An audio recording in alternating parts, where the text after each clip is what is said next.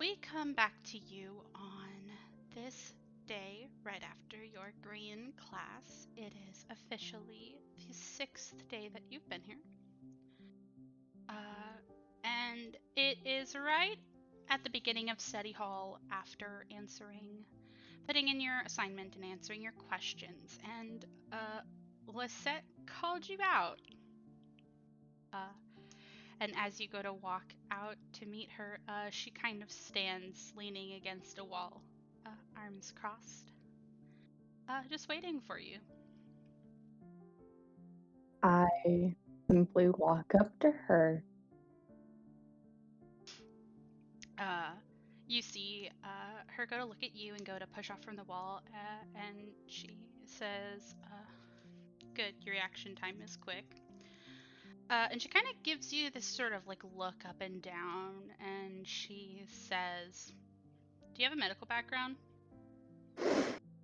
I don't.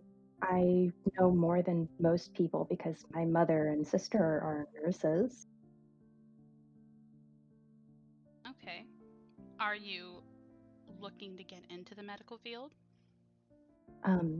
Yes, at least a bit, yeah. Okay. And you see she kind of squints her eyes and she says, what do you think this is about? Motiva actually takes a second and she says, I thought you were going to scold me for sassing you, but I don't think that Strixhaven is that kind of school.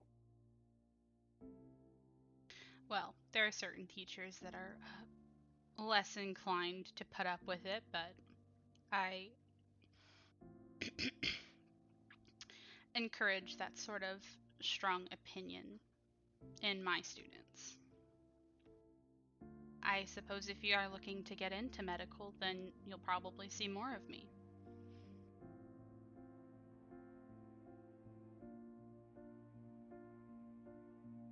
Does a breakdown.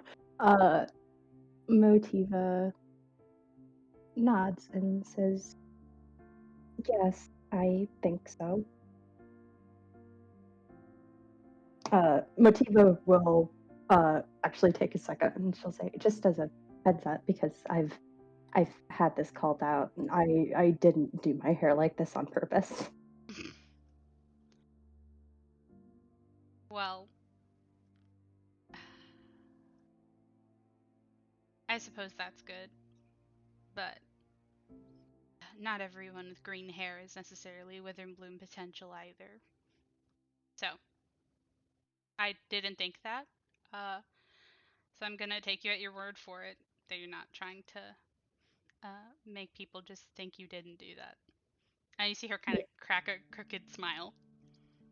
She shakes her head. She says, no, it was for a costume. Um,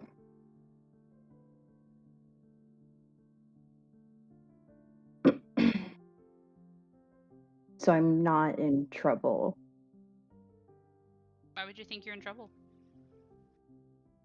School's a lot different here. Are you regretting what you told me inside?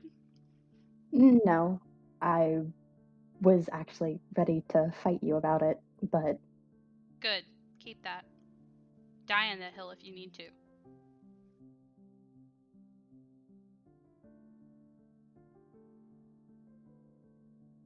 was that so intense? Lisette is very intense, yes. Uh, Sorry, go ahead. no, go ahead. She says that, and she kind of goes to sort of, I want to say that she like knocks your shoulder. You know, like that thing people will do. It's not a playful punch, but it's like when they like take their fist and they push against like your collarbone or forward shoulder area, you know? Yeah. I think she's gonna do something like that and say,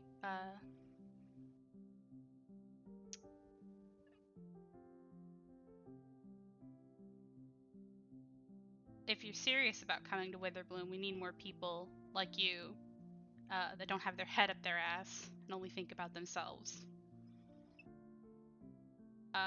And she's not gonna say bye, but she's gonna walk away. Motiva doesn't say bye. She stands there for a second, sees that Lisetta's gone, and then turns around back into the fucking class.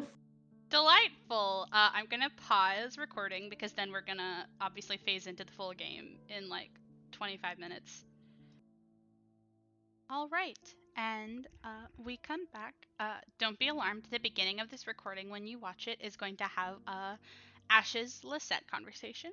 So the start's going to be a little bit weird, but now we are back as Motiva comes back into the study hall for Green class to reunite with her friends.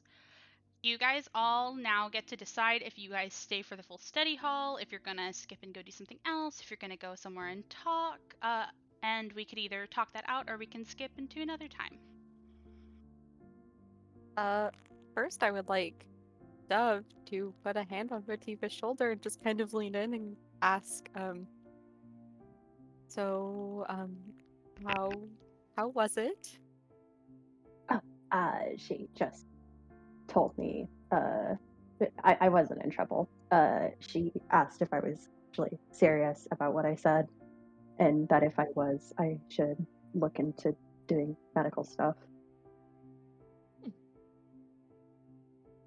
Not in trouble. I'm not in trouble.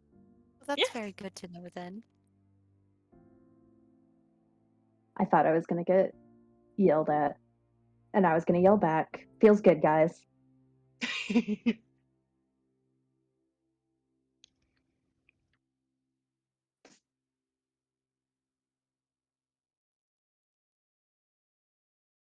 Motiva T-posing. Yeah. Well, we could stay here to study. Does anyone have any plans after study hall today? I do not know.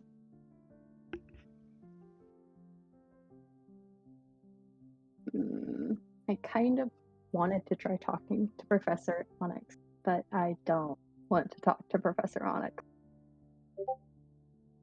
You know? Oh. Mm-hmm. Give Motiva me. just nods. Motiva just nods. I'm glad we're all in agreement. She looks like she I don't want to say eats babies, but she's very mean looking. She has a very No, she was fine when we talked with her. Yes, I'm sure she's delightful. She does give off a very intimidating presence, though. For all we know, it was the twins were the only reason she was being nice. Well, she Well, has no reason to be rude to us considering that she requested that we be here. yes. I also She, think go if, ahead. if she were to do something, which I do not think she would, I do think the planeswalkers are not in the focus, but I think our group is very much known. So I think if anything were to happen to us, it would be hard to go under the radar, so to speak. It doesn't mean that she has to kill us or throw us into the wolves. She could just send us to detention bog for a month. I I really don't think anything bad would happen. I remember her speech and she made it very apparent that we were called here because they were hopeful that we could become allies and work together with us to figure out our spark. And I don't think she would try to be antagonistic towards us after that. But Yes. what if she doesn't think we're useful towards it? What if she thinks that we're not worth the effort? Well, Well, it's only been less than a week actually, so I don't think that she would make that assumption so soon off, and I I just don't think she would be able to make any sort of assumption before we even had our spark ignite, honestly. yes. We don't know that. Well, we don't know that she would be mean to us either. Ah, From I think from where we are right now, with what information we have, There are many possibilities. However, I think the possibility of her sending us to detention bog for a month just because she does not find us useful, I do think that is one of the less likely. So I think for now we just go, and if something bad were to happen, then we can handle it when it happens. Motiva's toes are curling. She just says, "Yeah, okay, yeah, sure. But I'm not gonna go on. All three of you are coming with. And if something terrible happens, I'm making you drag down with me." All right. I'm holding you to that. We'll both be there to support you, Motiva. There's nothing to worry about.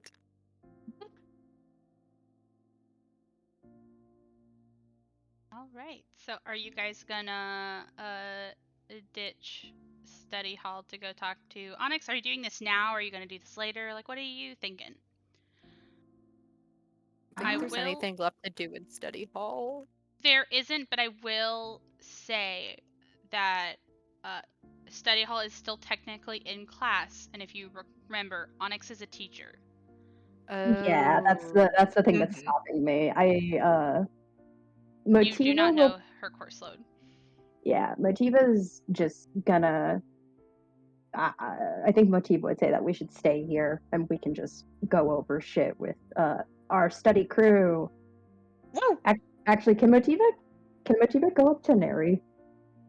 Sure, yeah, you can go over to Neri. Neri is kind of sitting over, not in like a corner necessarily, but down near the oh, actually up near the back, I think. With Aspen sitting all pretty next to her. And you go up, and you see they look up at you and says, "Oh, hello." Hi. So I felt kind of bad because we kind of have like a little group with the two rooms, and I wanted to ask if you would like to join. Oh, for studying? Yeah. If you're worried about like mobility and stuff, I'll just make them come up here. Oh, no, it's not a big deal. I was actually thinking about leaving soon. I don't mean to seem like I don't seem like enthusiastic for learning, but I do make a job with plants. This is kind of just a refresher course for me. Oh, I can believe. But if you guys are hanging out, I can come like hang out and stuff. I just don't really need any like help or anything. If that's I'm what you not were worried gonna. about. No, I'm not gonna lie. Not gonna lie. As far as I know, me, Letcher, Chad, and River are just vibing. I think Dove and Phelan are taking it seriously, but they're just serious people. Oh, yeah, I'll come hang out then.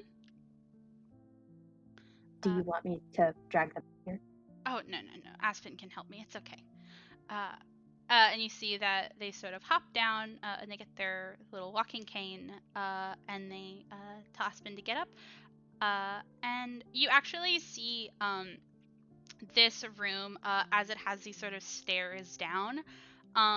Once again, as Neri sort of gets close to these stairs, they sort of flatten into a ramp, so Neri can walk down with just supporting themselves a little bit on Aspen for balance purposes. All stairs in Strixhaven do this. Yeah. All of them. Motiva's gonna run up and just say, "I collected the last one. Our collection is complete." Something gives a little clap. Oh, hello again, Neri. Hello. I came because I heard that we were vibing and hanging out. Yes, honestly, study hall is good for studying, but considering that today was the green lesson and you have affinity with plants and Fletcher and River completely understood it, uh, I'm out of a job, it looks like. It's I wouldn't say that green as a study or a mana is like simple necessarily, but I feel like it's sort of like it's an easy to pick up, hard to master situation. So introductory classes like this are a breeze.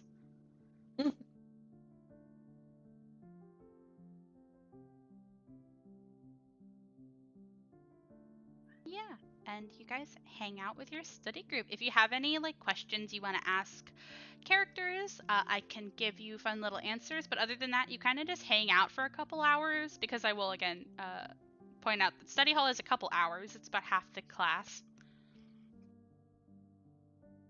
but you have a good time. Did Ashawn fuck off? Oh yeah, That's okay. oh yeah, oh yeah. He's Actually- like gone the minute lecture is over each time. Can Motiva look up? Can Motiva ask something? Would y'all mind? Go ahead. Motiva's gonna look to Chad and she's gonna say, "Hey, so about those guilds, Yeah, what's up? what's the green ones?" The green ones are Celestia is green, white. Oh, that's the Celestia Conclave. They like grow produce and farm and stuff. There's not really like nature and stuff, so that's kind of their wheelhouse in Ravnica.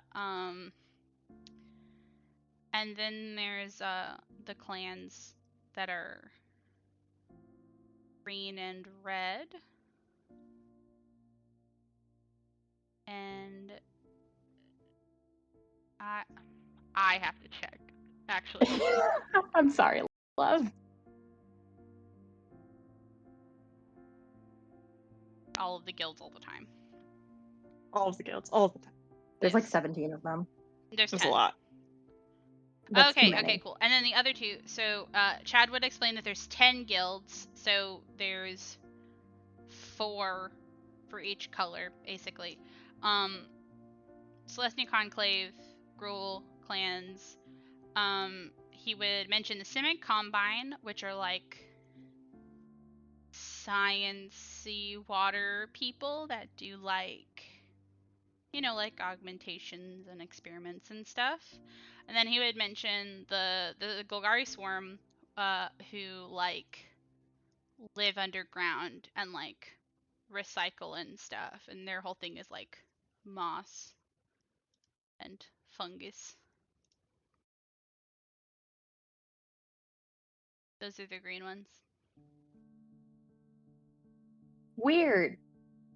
Cool. Different.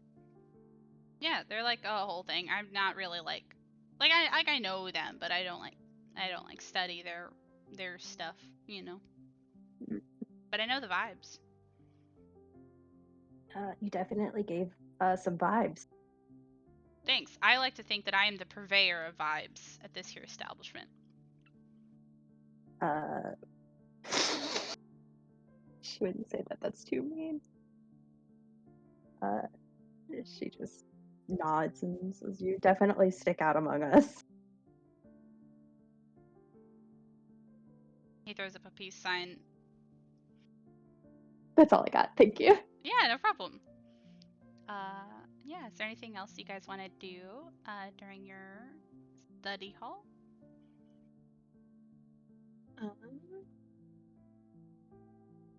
I can't think of anything specific aside from just chatting with peeps. Nice. Okay, so after about 3 hours, your study hall comes to a close and people start leaving. Kian, who the Green Dean of Quandrix, stayed for the majority of the study hall to kind of like help facilitate it. As you've realized, at least one teacher stays during study hall to help with students, if necessary. And you are all free to go as it rolls around about 2 p.m. And you now have a little bit of free time before you have to go do clubs. You have about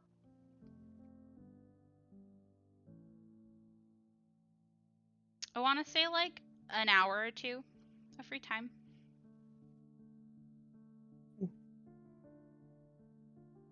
We book it to Witherbloom. Run. All right, book it into Why are Wither. we going to Witherblue? Why are we going to Witherblue? Isn't that where Onyx is? Oh, fair enough. Yeah, Onyx is a Witherbloom teacher specifically. Yeah. But yeah, you go over to Witherbloom campus. How are you gonna find her? I go up to a student. You go up to a student to specifically ask like where her office is and stuff. Yes.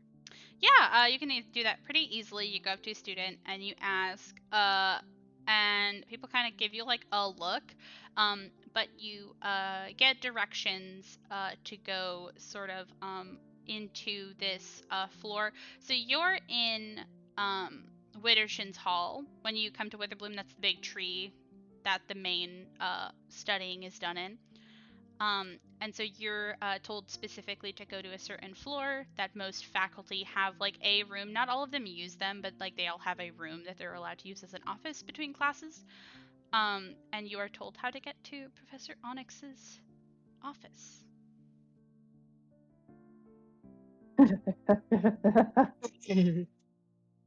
Step. Okay, you get there. What? How do you approach this door? I got bad news. Motiva's not. Motiva's hiding behind Dove and Phelan. Yeah, I need to know how exactly you're gonna start this interaction. I think Philin is just gonna walk up and politely give a little knock.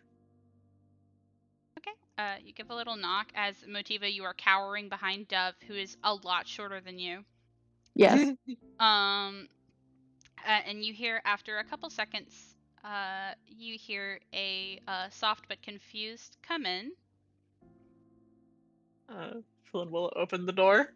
All right, you see Professor Onyx sitting at sort of a desk with a couple sheets of paper in front of her. She's wearing sort of a set of like half moon glasses perched on her nose.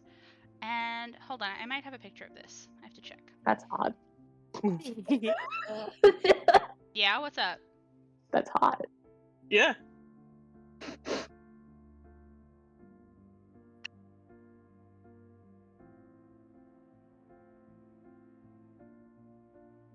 Yes, I do have art. Okay, cool. So this is only like a portion of it because it's one of the pictures I've shown as a reference for Professor Onyx, I believe. But this kind of shows the vibes of the room, so I'm going to send it in. Where are you? There you are.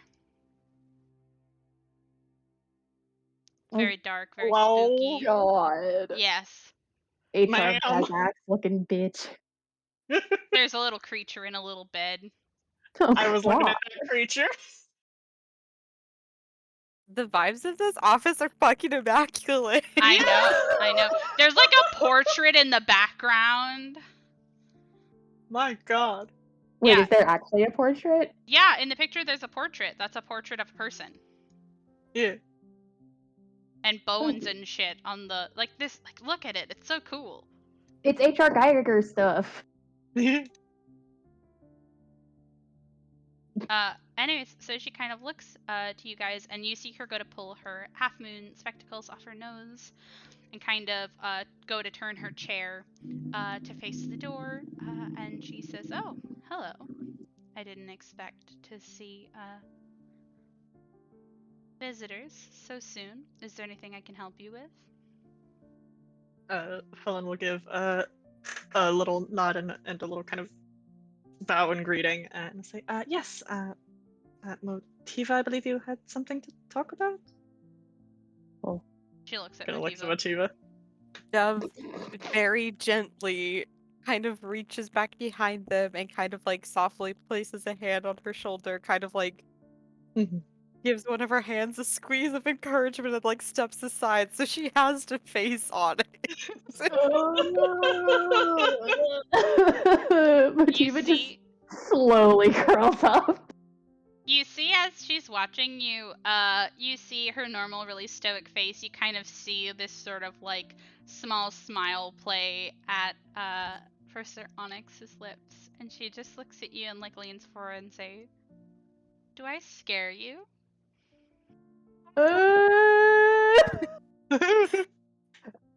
No. Interesting. That's a lie. Oh, roll deception, actually. Oh my god! She just asked. I didn't think she would just ask. Oh my god, this is so good. Oh my God. Okay, hold on. I have to do a roll really quick. versus an insight check from a A fucking fucking godless insight check is woman. gonna be plus 20. Hold on, I have to get her stop block really quick.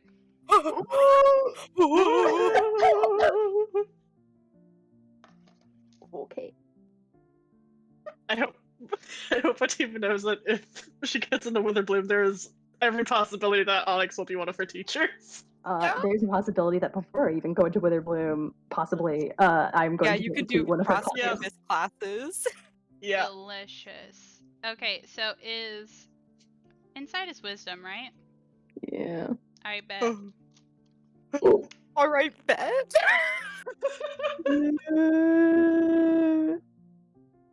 Why did you lie? Because it's easier than saying, yes, teacher, I'm terrified of you. You see, she kind of looks at you and she still kind of has that smile on her face and she says, that's interesting. I don't find many first years that aren't, so.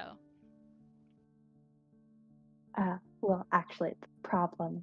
Well, Motiva like trips her.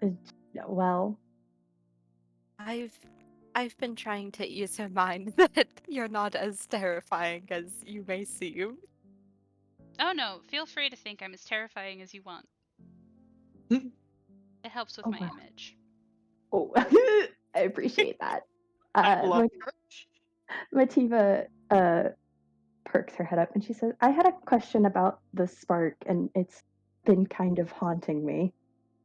You see her go to kind of straighten her spine and lean back in her sort of big chair and put her hands in her lap and say, well, I'll answer as many questions as I can.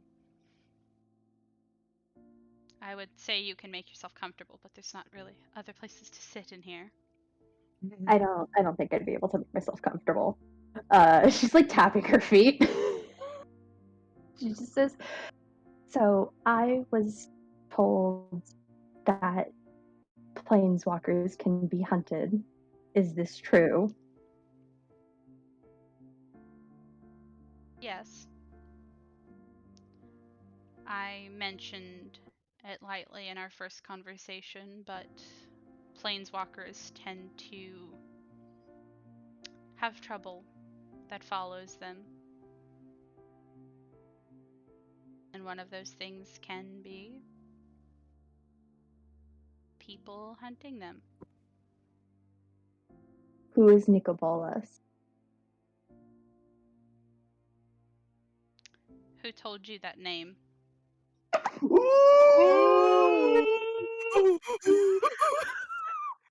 How do you spell that? How do you spell it? I'll spell it for you right now. Thank Nikki you. B. Nikki B.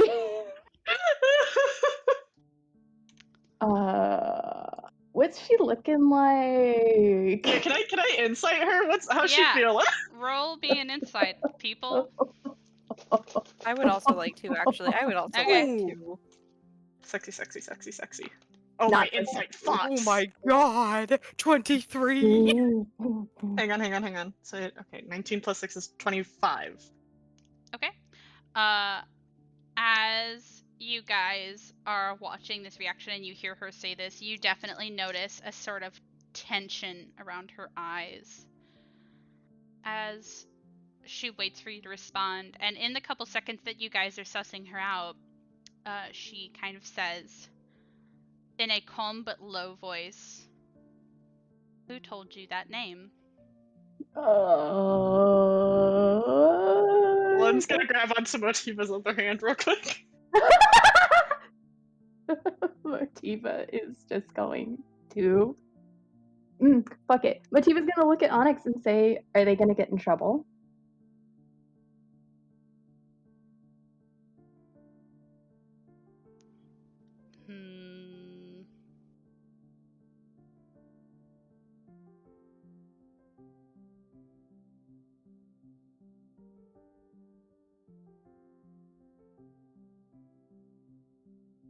No. Insight. Okay. Inside also. Okay. Yeah.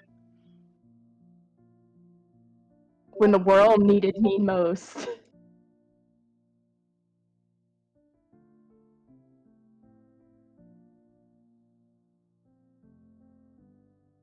13 total for me. What did you get? 13 total. Nice. Also, my beloveds, you still have to tell me the number because I don't have Gambling Hall open all the time. Sorry, I said 13. it, but it's 17 for me. Okay. Okay. All right. She doesn't seem to be lying. So take that how you will.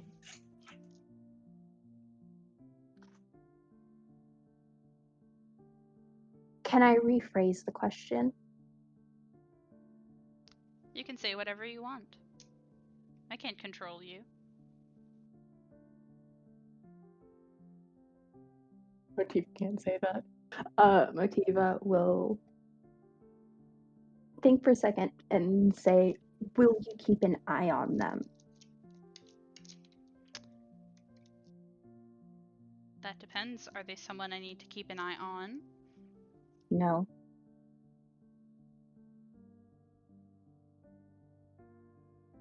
If they're another planeswalker, I can't promise that they won't be under surveillance. I like to think that you all are smart enough to understand that we are keeping track, that you aren't getting into trouble.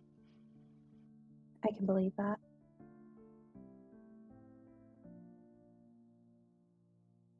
Musim told me. He told me about Amonkhet. Ah. That's right, I forgot we had a planeswalker from Amonkhet. That makes sense. You've been there? No, but I've heard. Most Insight. people... Okay, go ahead. Go ahead, sorry. She would say that most people who know the name Nicol Bolas know of what happened to Amonkhet. Insight, you can't really get a read on her.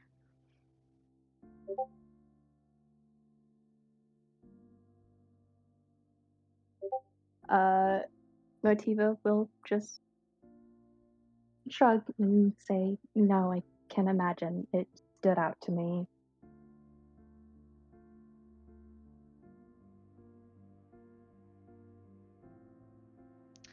Is he somebody that is... Did he hunt planeswalkers? He has killed planeswalkers, yes. Why would somebody need a spark? Can it be taken? Is it used like a weapon? Do they take it themselves? Do they put it into something? That I am not sure of. I have never personally felt the need to or want to harvest a spark, but there are other reasons to kill planeswalkers. Competition.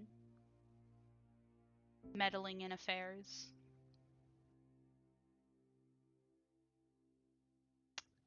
Nicol Bolas is a planeswalker that wants to be the most powerful one in existence. He is not a fan of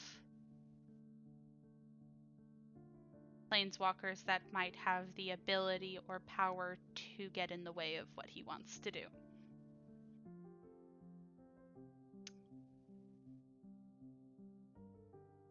I believe that he would be the type to want to harvest a spark. But, sadly, that's an aspect of the soul I know frustratingly little about.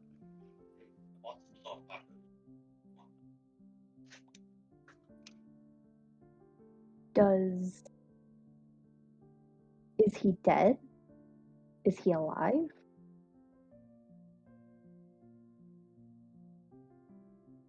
He's alive. Oh no. Oh no, bro. That's from what she knows, though. But we could be in dangerous times. I got bad news. I don't think she's lying, and that's very bad news. Oh. Oh. Uh-oh, bro. Uh-oh. Uh-oh, gamers. Uh-oh, besties. That's very bad. That's very, very bad. I have found where we are in the MTG timeline. Ah. Motiva. I will say you technically don't, because I'm scrambling events for my own nefarious plans. Oh, thank God. Aw. I didn't pick a time to implant. I'm doing some things after, some things before. Okay. Okay. I Cool. have to guard against your meta knowledge. I was aware. Okay, cool. Motiva's just gonna nod and say, I thought so.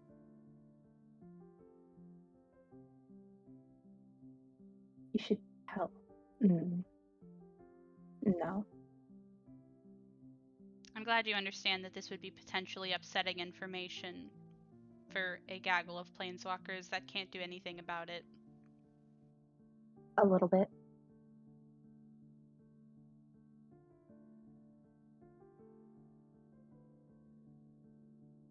Should I ask you something stupid? Is that light in the mood? I am not a fan of entertaining stupidity, but if you want to ask a question, I won't tell you no. How could one tell the difference between a ghost and a spirit? They're the same. What you would call a ghost and what you would call a spirit are just a collection of, some say mana, some say ether, that is not bound to a physical form. They can be caused in different ways. If you want to say a spirit is different than a ghost, that is purely semantic in nature. Though most people like to keep track of how such a being was created, and that is generally what chooses how you refer to it.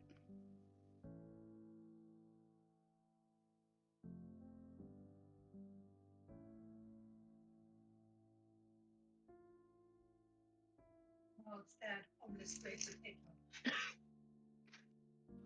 Would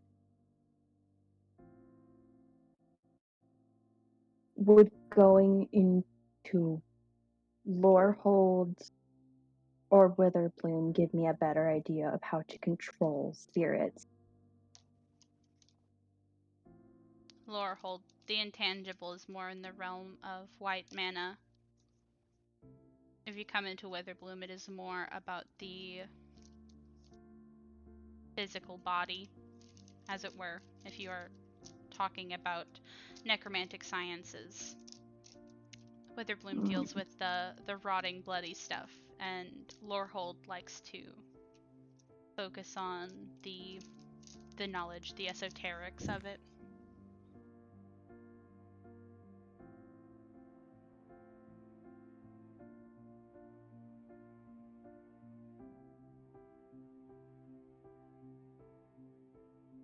Okay.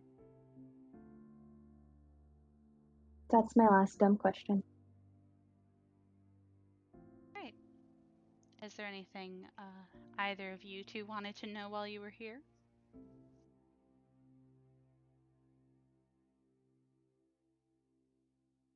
I think Philin will think for a moment and say, I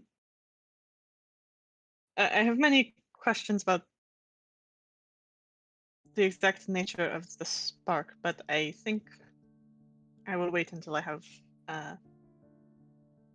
proper footing, so to speak, here.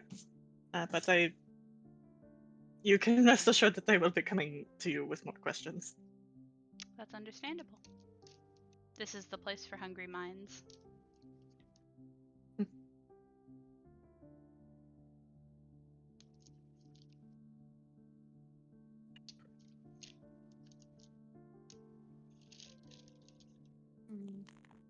I think Dove is in the same boat. Alrighty. So with that, you go to bid farewell to Professor Onyx after a potentially unsettling conversation. I don't know how y'all feel about it.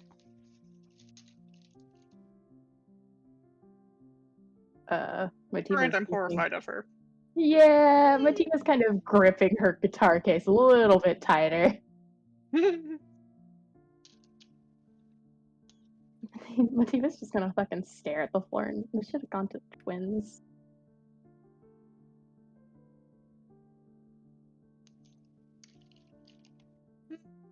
No, what is done is done. What In a is done is way, trauma. Go ahead. I I won't lie that saying getting that information is terrifying. Yes, but in a way, it is good to know that she won't be sugarcoating anything. She was very Yes. upfront about it. Better to have honesty than obscure falsehoods. I'm not saying that the twins would hide anything from us in that regard, of course, but that was heavy Yeah. information to share with new first years.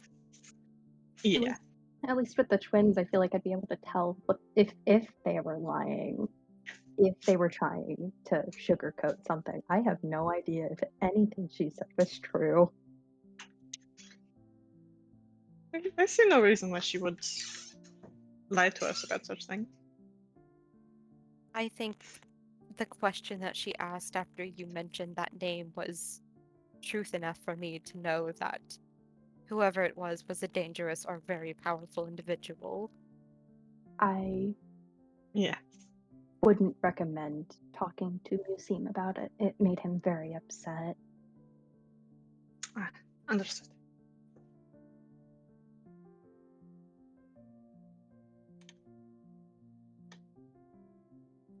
All I think it's easy to summarize how terrible he is if I can tell you this. He killed gods. Oh? He enslaved them. Oh. That is how powerful planeswalkers are.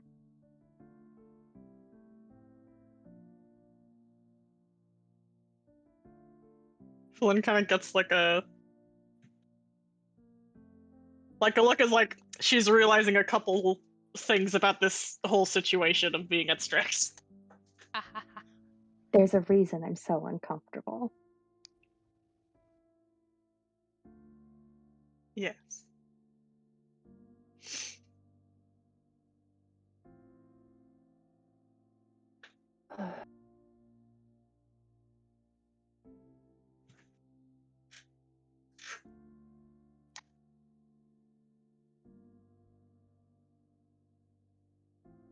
I hit the Matthew is just T-posing at the sky. So what do you guys want to do? Well, since we're over here in Witherbloom already, I did actually have plans to go find Dina for some tutoring lessons. The only catch of it all is that her instructions on where to find her were a bit vague. She said that her office, and they kind of do like air quotes around that, was out in the bog, and the only instructions I was given to find it was uh what was it? I believe it was follow the lights. A Haha, treasure yeah. hunt. Hmm. Can I So I can would I very see? much like to find her and to see her lessons about this, but I'm rather worried about going into the bog and trying to find it with little instruction. Do I have Yes, my it seems. Oh, No, go go ahead. ahead. No, go ahead. Oh, Valona was just gonna make a comment about like, yes, that seems a bit precarious. No, Tiva's just gonna shrug and say, I have my fishing kit with me, so I wouldn't mind trying to help you find her. It's an office, how hard can it be? Well, all right. I suppose I'll start by asking around. Possibly some students might have a better idea. Delightful. I am actually going to go ahead and now change the music. 1 second, I'm gonna pause while I get the music. No, it's okay. And we're back. Uh, Deb, you said you wanted to kind of like ask around and see if like somebody knew like what direction to go to and stuff. Yeah, basically trying to find students and explaining like I'm looking for Dina, like, I'm looking for the space where she usually tutors people, if you happen to know what that is, and, like, any descriptions, if necessary, of what they were told. Yeah, hold on. I have to track a stat of yours really quick. Oh, A stat of mine? Yeah. What? Okay, so something very fun as you're doing this is that you're asking around, and a lot of people are giving you the same answer about how, like, oh, if you're looking for, like, Dina's, like, office, it's in, like, sort of this direction. And a lot of people are, like, telling you, like, oh, once you get into the actual bog, the light dims even further than normal, so it's easier to see where light is coming from. So, like, oh, if you go in this direction, until you get far enough, it'll be easier to, like, see, like, the fire, because, like, the light in Dina's office is a fire. But, like, an ever-burning one, right? So that's, like, the explanation. But your passive insight is pretty good. And a lot of times when you're asking people about Dina, and you're specifically like, oh, I'm trying to find where she tutors people, people are giving you a look almost like pity as they send you on your way. No! Stop! Be nice to her! Stop! And be nice to me. I know she's weird, okay? I know what I signed up for and that it's probably weird and I don't get it, and that's okay because she's my friend. Okay, perfect. So Dove will go back to the other two and kind of explain what they've been told, and also kind of add on, it's not that people were lying to me, but I picked up pretty easily when they were explaining to me about Dina and where to find her, there was some looks of subtle pity directed towards me, so I'm not sure exactly what that means, but I just thought you might be aware of that. I don't think anything can scare me after what we just went through. I'm not trying to scare you, I just don't know exactly what we're getting into at this point. Dina could waterboard me with the swamp water, and I would be okay with it.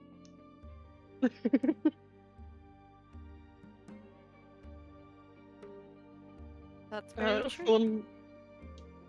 Fulham kind of shrug and say, I am a bit more intrigued to see this office and meet Dina now. Oh, she's wonderful. I love her. Love everybody, Dove. Yes. But I enjoy your company. All right. Onward. Either way, I wasn't given a specific direction to go, so I suppose we can walk Oh, you from were any given a point. direction. I was. Yeah, you were Oh, okay. pointed in the direction and saying, oh, if you go far enough, you'll be able to see it easier. Okay, my bad. My bad. Is there anything you guys want to do before you head off into the bog?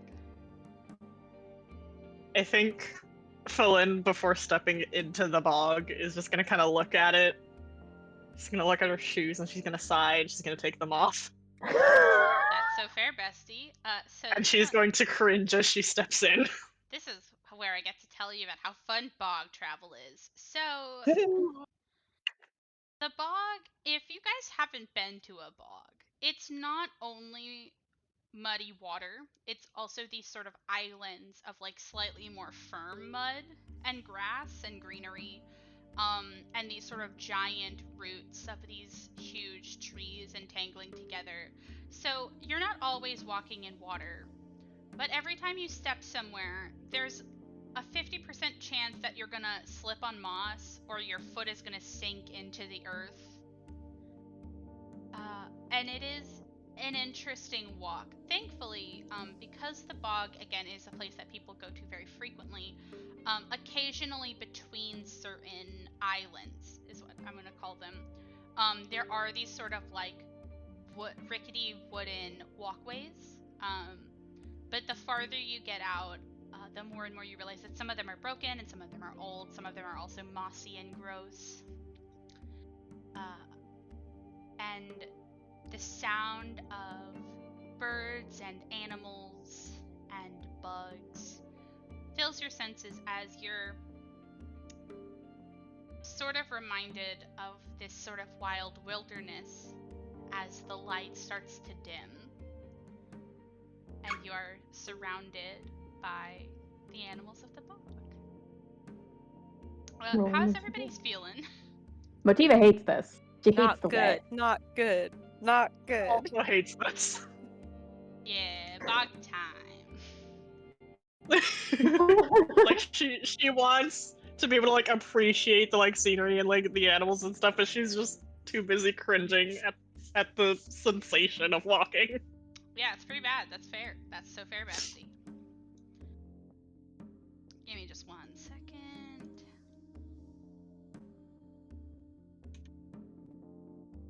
Zev is trying to walk around like the boggy water parts as much as they possibly can, even if it means they have to like haul themselves over a giant ass tree root to not get into the water because it sucks so bad. Yeah, that's fair.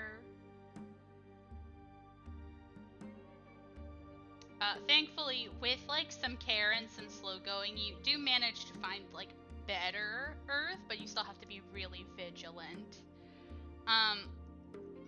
Also, here's a really fun phrase that I forgot to mention in my description that's in a description in this book. The smell of putrefaction overwhelms your senses while you're out here. Ooh. I love detritus.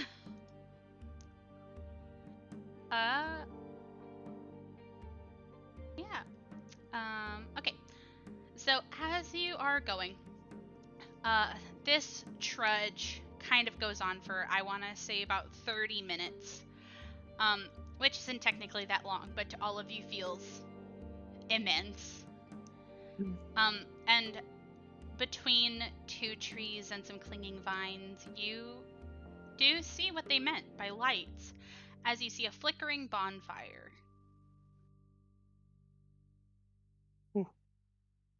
How do you approach this bonfire? Faster.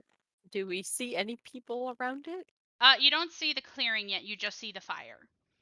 Okay. I think it's okay to say that we did. Yeah, Motiva's already approaching, and I think it's safe to say that we approach it. Yeah, so Yeah. as you approach, so good? Sarah? What? Sarah said, yeah. Oh, okay, cool. Sorry, I thought I interrupted you on accident.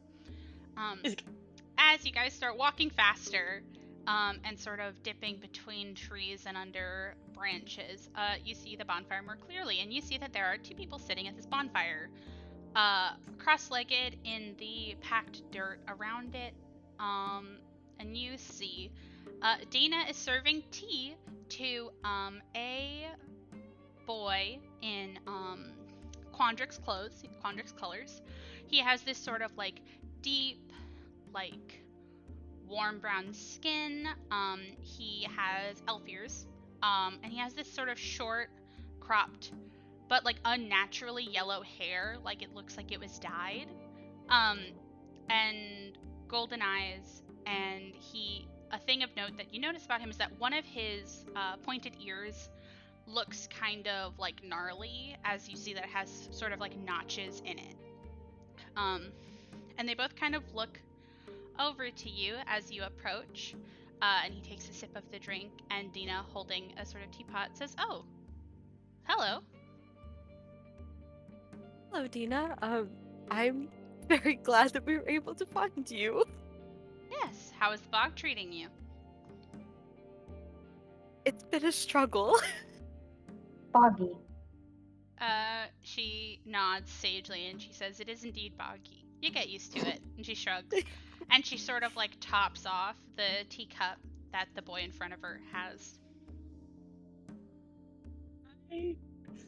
Have I met Dina?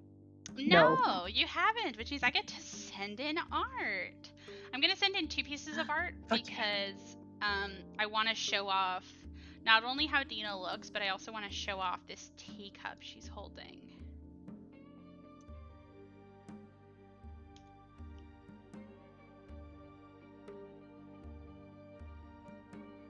If it will Can I send. Can I just mention Motiva's like holding her guitar bag above her?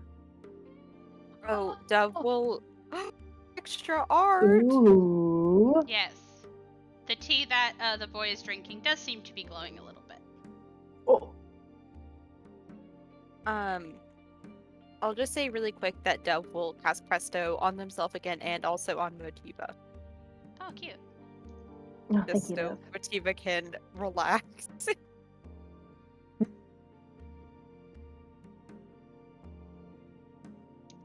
You see that Dina kind of looks to you all and say, well, if you're here, make yourself comfortable. Welcome to my office. I will reiterate that this office is just like a semi-dry island in the bog with a fire going. That's it. Yep. Oh, thank you for the invitation. She fucking climbs up. Yep. Nice. You are up. Yeah, Dove will also get as comfortable as they can. Yep. You guys can take a seat around Yeah. this bonfire. And some things that you would notice pretty instantly is that Dina greeted you, but the boy kind of gives you guys like a nod and like goes to like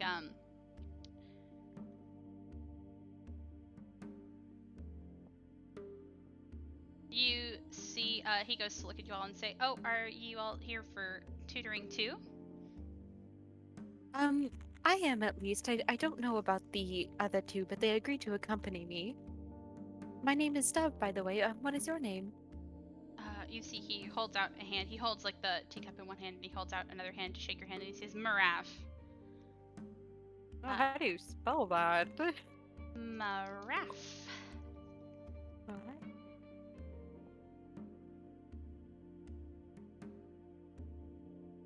Dove will reach out and take the hand and give it a gentle handshake. Nice.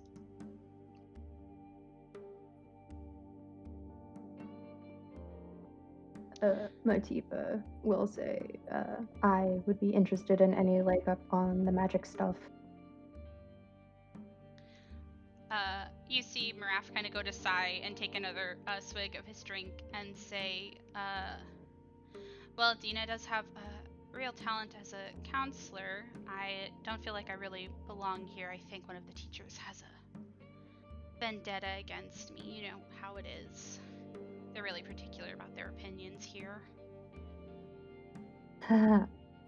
Yeah. Another thing as you notice as you guys are sort of like talking in a circle is that each time Maraf goes to take more sips out of his drink, Dina goes to top it off, but Dina does not have a cup of her own. And it's sort of just letting him talk. Dina, I know that you served tea the last time we talked, but what is this tea this time? Well, you know, it's a new blend I'm trying out. I would offer you some, but I only really brought enough for the one student I thought I was tutoring, so I hope you understand. Oh, I'm so sorry. I thought it was okay if I just stopped by to see. Please don't trouble yourself over us at all. Oh no, you can like stay and stuff. I can't offer you tea. That's okay. You offered me some last time, so I really must pay you back for that. Of course, of course. And Maraf kind of goes to talk to the three of you and say, so, what kind of classes do you need help with?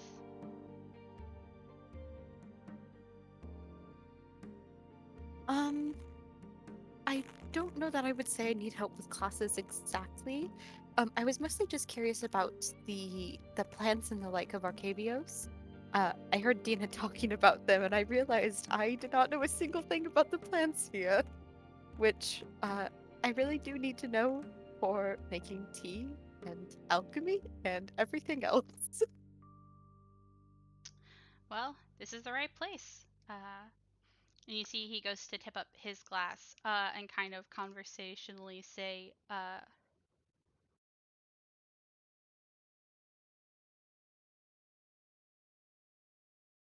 Dina's teas and talks on all of the plants here in the bog has really helped some of my green studies. it's nice to brush up on like the basics, you know. Of course. I think if I needed any help on anything, it was be understanding the cultural difference between spirits and undead stuff. Okay. No, go ahead. Excuse me. Sorry. Someone will just kind of pipe up and say, "I'm just here for overall curiosity."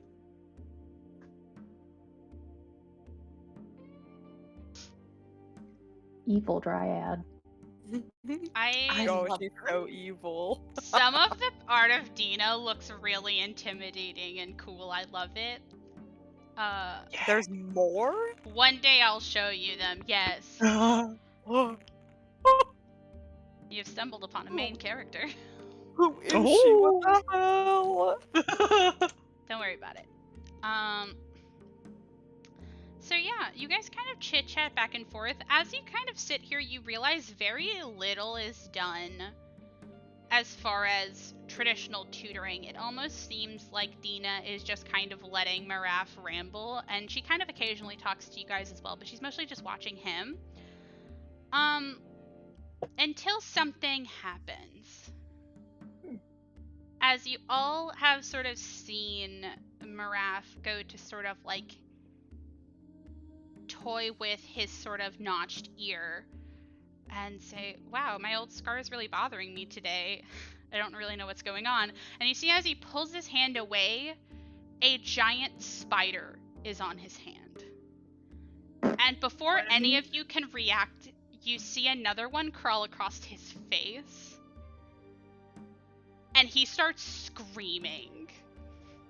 Yeah, the second Philin sees Spider, she's screaming and backing away. Oh. Uh, Dina? Dub's gonna look to Dina and just say, Dina, what's happening? tutoring, Attercop charm. probably. What? She just says Attercop charm as Maraf starts flailing around as more and more spiders start crawling over him. And he says, oh my god, I'm gonna fucking die. And Dina's like, don't be silly. Spiders coming out of your ears isn't deadly. Unless they're Standing back in venomous. the bog. Are they venomous? And Maraf just starts crying on the ground like, aren't you supposed to know? And Dina's like, I know, but do you know? You should check if they're venomous. What are the signs of a spider is venomous? Oh my god. It's so she tutors Motiva, people. Motiva's gonna just fucking look and just, isn't it the coloring? Oh, No. She goes to gently pet your hair, Motiva, and she says, good job, but this is his learning moment. Motiva just zips her lips and she says, got it. And she just looks at Maraf. She just looks down. Nice. He is obviously freaking out, crying, sobbing, screaming, freaking the fuck out. And as you sort of watch this altercation, Dina kind of just calmly stands over him as he starts like looking around through like his like the things that he brought with him and like the things that Dina kind of has like out and about for like studying. And she's like, do you remember what you're looking for? And he's just crying. He's like, mugwort, fern root. And she's like, very good. And she like starts clapping. God. Dub's gonna look back at Lynn in the bog and say, Lynn, you can come back now, it's alright. Philin looks like she's about to cry. Oh, Dub's gonna go get her. Dub's gonna go get her. I just wrap an arm around her shoulder and just say, it's alright, it's alright. There were so many. I know, it's okay. We'll sit on the opposite side of the fire and I'll sit with you, it's alright. Okay. Most bugs don't like fire. You stand on the other side. They usually don't bother you. Philin is just gonna walk with them, keeping an eye. You guys all sort of bundle up, trying to soothe Fulin as you watch this tutoring session, finger quotes. And Maraf manages to make a poultice that cures the charm. After a lot of screaming, a lot of crying, Dina offering no help except being like, "Well, I have you here. I'm just gonna schedule our next tutoring session next week, the same time." And she's like writing it down in a notebook. Oh my god. How's everybody feeling? That was Mativa's just so gonna terrifying. Mativa's just gonna look and say, "This reminds me of my pianos teachers." God. If there's no stakes, you don't learn it fast enough. You need motivation. Yeah, that's what they said with the rulers. Yeah. Oh my god. Yeah, and by the end of it, there are no more spiders on the island, no more spiders on Maraf. He is still watery-eyed and a little bit shaky, but he's just like, yeah, I'll come back next week, I guess, yeah. Mativa's Okay. Mativa's gonna hand him her cuddly Strixhaven plushie.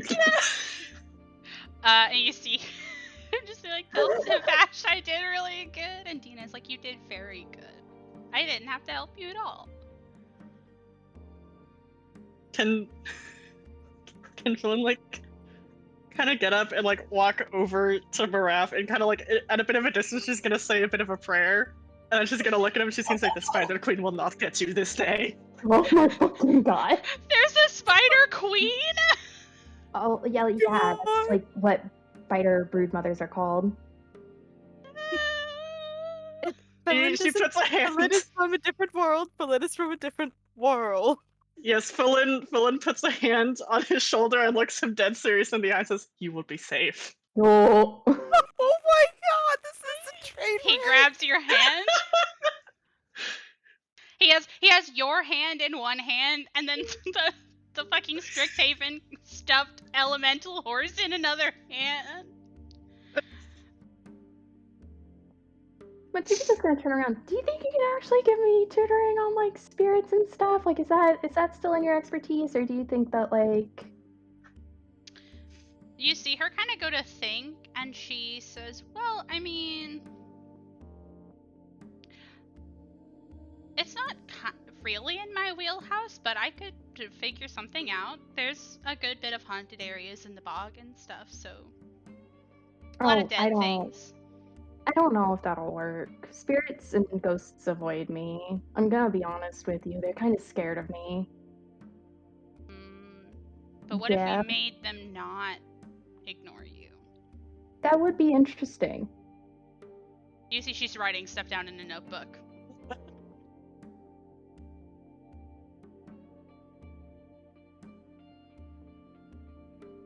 I fear this woman's methods. Me too.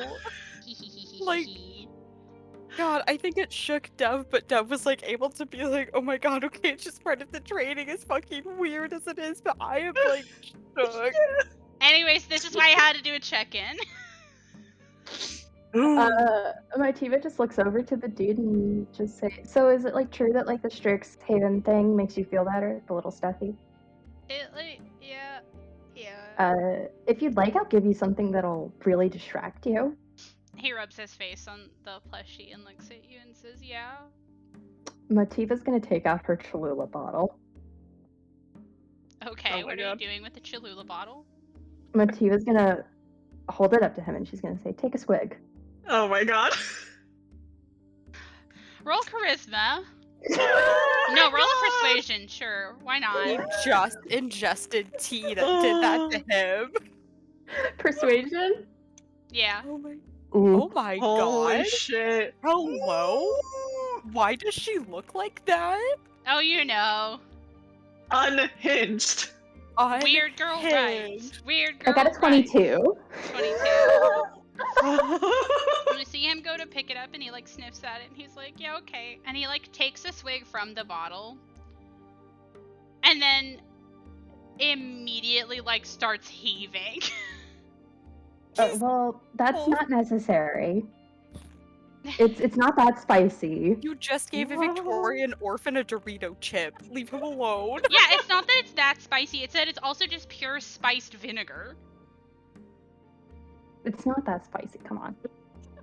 Mativa's just gonna look to Dina and like show her the bottle. It's not that spicy, right? I got it specifically because it wasn't spicy.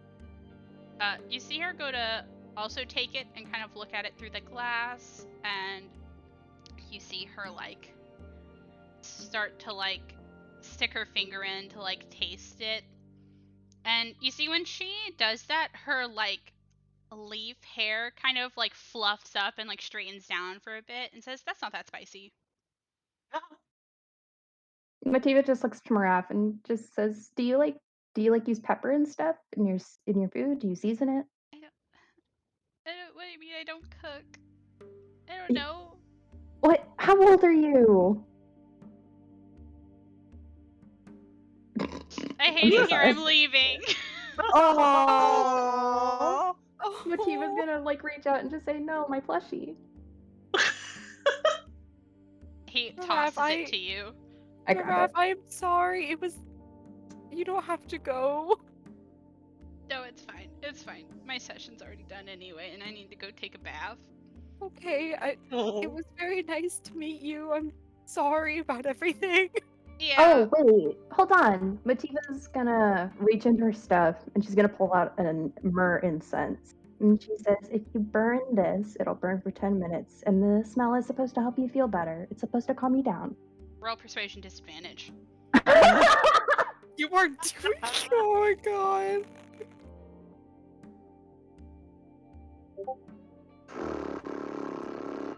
18.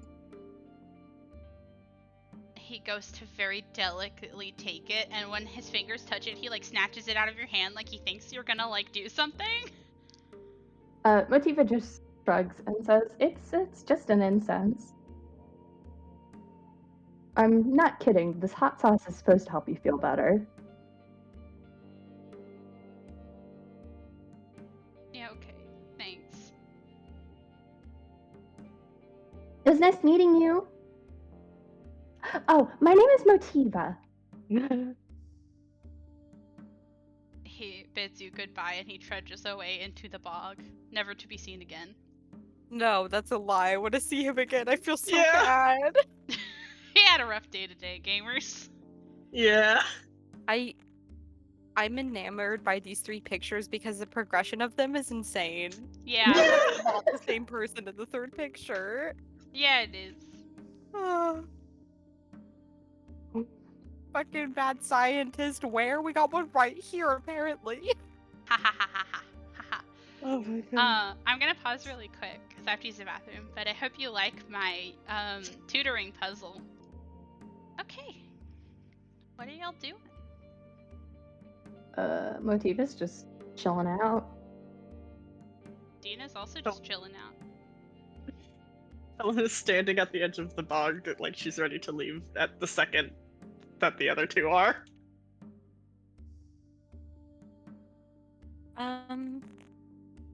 Oh, would you mind beginning to at least explain to me a bit about the plants of Arcavios? I could also schedule an appointment if you're busy. I wouldn't want to waste too much of your time. Oh, we could talk about it a little bit now. We could also schedule a time. Then we'd have like a lot of time to talk through stuff. I can plan some activities to help. I would like to know what kind of activities ahead of time, if that's okay. But that defeats the fun. And it's best not to know ahead of time, or you won't show up. Okay, okay. I'm a bit scared when you say that, Dina. No, I would never let a student of mine get hurt. Ever. Probably. I believe her. Don't say probably after that, please. Well, I'm not gonna hurt anybody, but if the student does something that hurts themselves, that's out of my hands. That's fair. Okay, So when do you want to pencil in an appointment? I do want to really learn about these plants, so I'll do it. Let's see. I can't do this upcoming free day, and I can't do next weekend, I don't think. Is there a time that works for you? Sounds like you don't have a lot of free time, Dove. No, I'm a very busy man. I wonder why. We could do it on.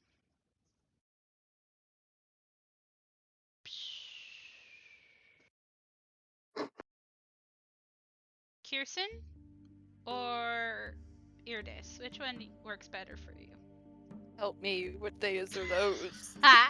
Okay, hold on. So, Kirsten is like the first day of the week, so that's in 2 days. And Irdis is the day after the free day, which is Solavia. So that would be in 1, 2, 3. That would be in 4 days. I'll do the 1 and 2 days. That's fine. Okay. She scribbles it down, and she's like, "Okay, just show up whenever. I'll be out here." Okay. Perfect. Oh, I was curious about something, if that's all right. I was wondering about the orange in your hair. Are those fruits of some kind? Let me. Lativa's just gonna look at Tub and just, you can't ask about a woman's fruit.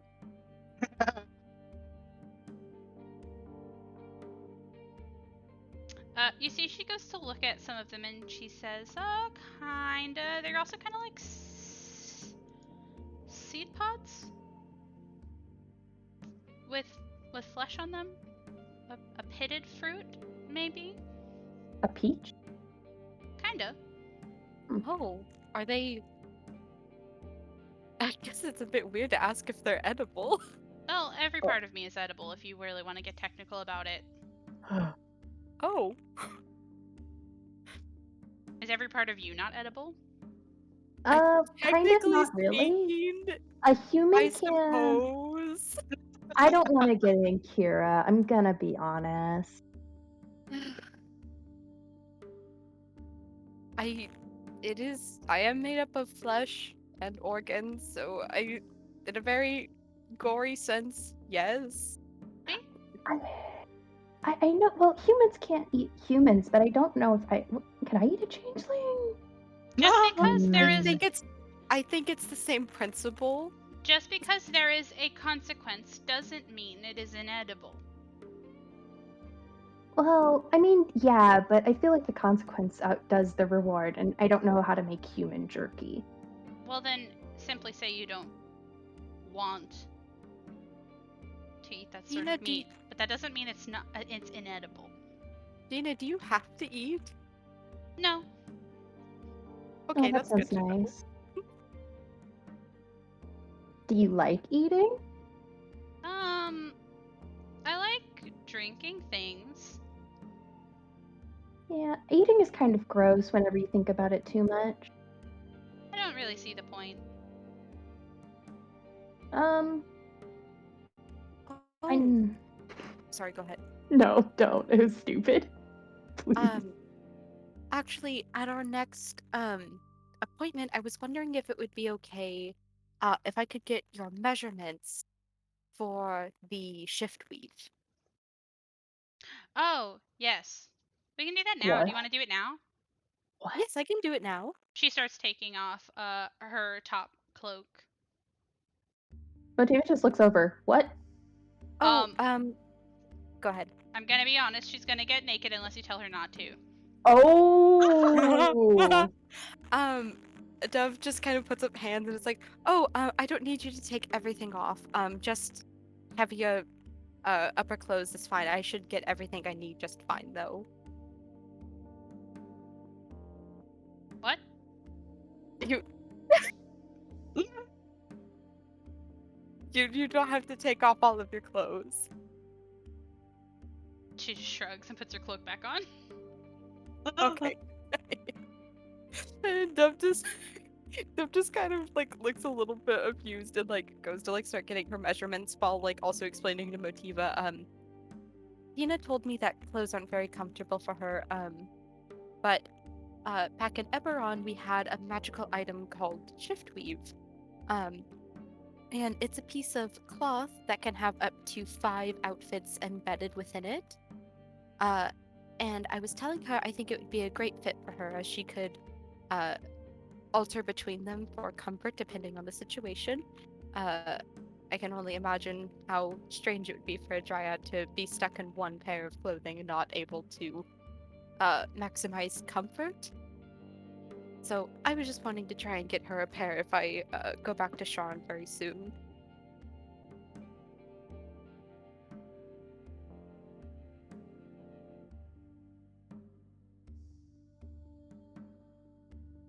Y'all got weird stuff. But yeah, you do that. You take her measurements. I am not going to invent her measurements, so you can just write down that you have her measurements. Tell Yeah. me her boobies. Her boobies are a little lacking. She has a tree. Plant. Yeah, she had, I want to say maybe like a lower B cup. Like, That's- the only reason she wears clothing is because, like, other humanoids get uncomfortable around naked people. That's the only reason why she's doing this. Understandable. Yeah. Thanks, Drads don't need clothes. Mantika actually was going to speak up. If you're a dryad, why do they make you wear clothes? People don't like seeing anatomy and skin. They find it uncomfortable. The implications. But you're uncomfortable. She shrugs and she says, every race that has to live in a multicultural settlement like this, I'm told, has to make some sort of accommodation for the others, so. It's not the worst. Clothes carry a lot of things. Do you have your family all in there with you still? You see her whip around and pull up her shirt, and you see a slug crawling across her stomach. Hold on, I'm sorry, I have to find the names again. No, it's okay. I'm sorry that this conversation is going on a little bit. No, it's a I'm delighted by it.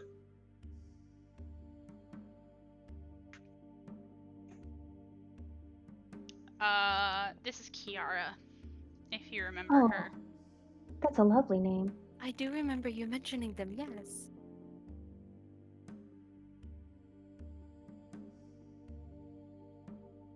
Is this your pet, or is this a symbiotic thing? Well, I mean, I like them. Sometimes I have to ask for their ether, but I like them. Mativa just looks at the snail.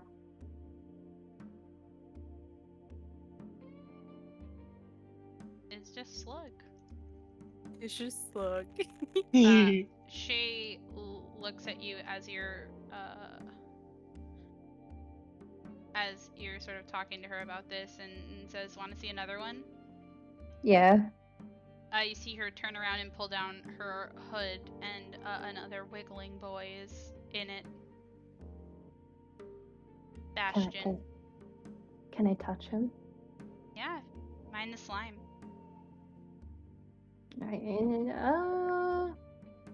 I'll just wash my hands and she pet. Nice. You pet the pest. It makes a little screeching noise, but like a really quiet one, and kind of wriggles.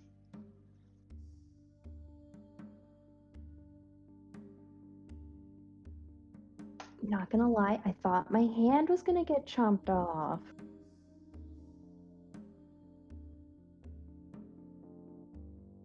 Well, I guess you were lucky today. Oh, thank you. Dina, I did have a question. Do you have any specific requests for the comfort of the clothing? No, I do just what want you to make. want. Well, it's for you. I just want to make sure it's something that you would really like. It would be nice, of course, if you would not have to be stuck in something that you didn't appreciate, but if the uniform or whatever other clothes you own aren't as comfortable, I want to make sure that there can be improvements. You see her kind of nod, but like shrug, and she says, I don't really keep up with clothes. I'm not a dryad who's particularly interested in the novelty of fashion or style or cut. I guess just make it Witherbloom colors and that's fine. You can pick. Okay, I will go ahead and I will do my best.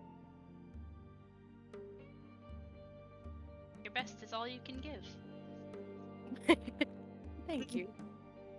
Well, I suppose also your worst, but You shouldn't do neither all the time, though. Yes, I wouldn't want to do my worst for this though. It would make me feel bad. It's something like a gift. Oh, you don't believe in the superstitions, do you? Or they're just What? not in Eberron. What? Whenever you're trying to do something really good for somebody where I'm from, you're supposed to say, do your worst, or break a leg, or fuck it up. Because if you say, do your best, you summon bad luck. Oh, I've never heard of that before. very interesting. Anyway, Dove, do the absolute worst you can manage. Be terrible at this task. You want a terrible gift? Yes. It's It'd be being kind of funny. Ooh, give her a bikini that's bright pink. I don't know what that is. I think a certain someone would kill me if I did that. So no. What? No, thank you. Who wouldn't want to see a pretty girl in a bikini? I need to know, Dove. I'm just going to mind my business.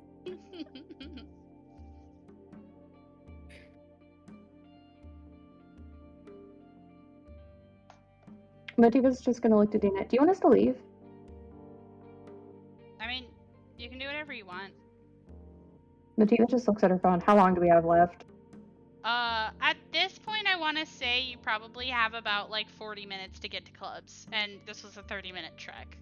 Oh, we're leaving. Well, Yeah. Mativa's just gonna look over and say, I don't have a choice anymore. I wasted too much time with Onyx. Goodbye, Dina. Be safe It on was your nice to walk. actually meet you. I won't. Watch out for You're- Crofts. The second you say goodbye to Dina, you hear splashing as Felin is walking through the bog. Goodbye, Dina. I'll see you soon. Goodbye, it's nice meeting you. Have a terrible day. Dina waves. Dove splashes after the lid. You guys are fucking going. Fine. How's the vibes going? Sorry, Falin. Bog sucks. Bog, but also primarily at this point arachnophobia. Yeah. These bitches got spiders. These bitches got spiders. This bitch made spiders appear all over that man's. Yeah. Made some spiders crawl out his ear. Hate it.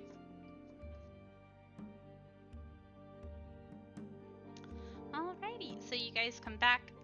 It takes again about a 30-minute trek to get through this bog, but you get back onto as stable as rickety wooden paths can be, and you can presto yourselves and go on to your clubs. Club. Club. Hell yeah! So you go to your clubs. All three of you in the first block have something to do as you go and continue what you've been doing, which is mostly just meeting up with people, talking with them, kind of getting into practice and getting used to the activity of going to clubs.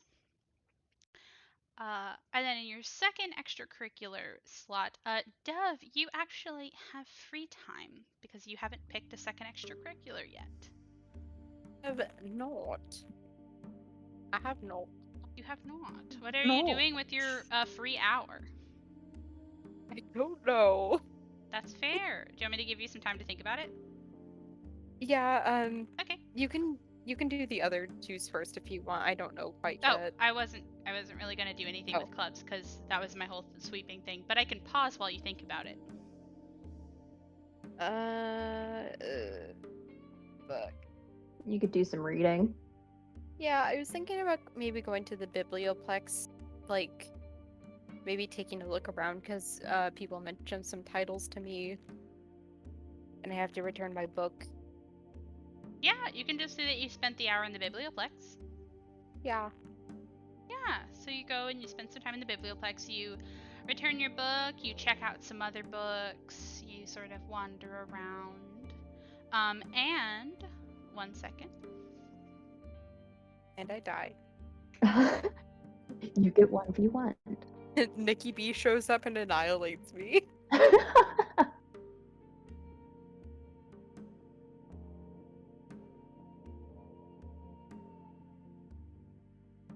can't wait to have terrors unleashed upon me in 2 days. Haha. Ah.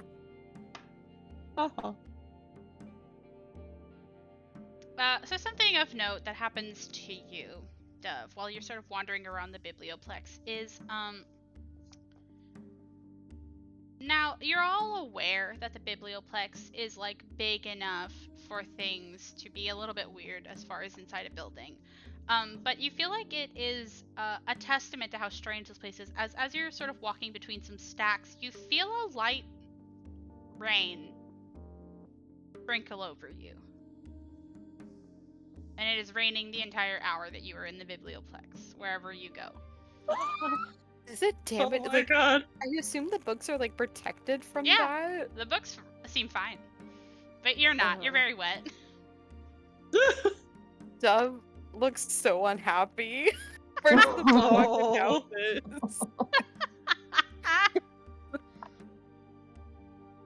Sorry, I love my Biblioplex navigation table. But yeah, you guys go about your extracurriculars, and you all are free to go at around 6 p.m., which you would know is technically evening. It's about mid-twilight. And a lot of people are kind of doing their like dinners and getting ready to like wind down to go to sleep. Let me change the music again.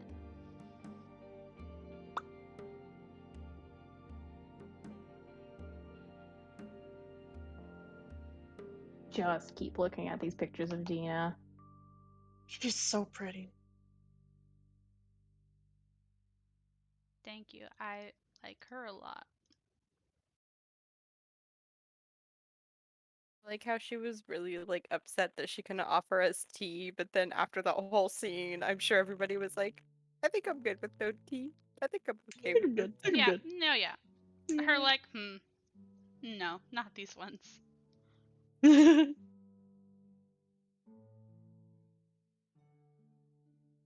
All right. You guys sort of meet up again after your extracurriculars. How y'all doing with your evening portion of the day? Mativa's gonna corner Dorica. Okay, you go over to the student resources, and you can talk to Dorica, and she's like, "Hello, what can I do you for?" I wanted to ask if on my next free day I could use that day to go back home, but just for that day. I mean, you can go back for as long as you want, as long as you set it up right. If it's a Oh, free day, you cool. don't really have to do anything about classes. I don't control when you come back. Well, I don't know how magic works. I mean, we give you 2 scrolls. You use one to get there, and when you're ready, you use the second one to come back. So if you only want to do it for 30 minutes, you can. Okay, cool. No skin off my nose. Don't take any skin off your nose.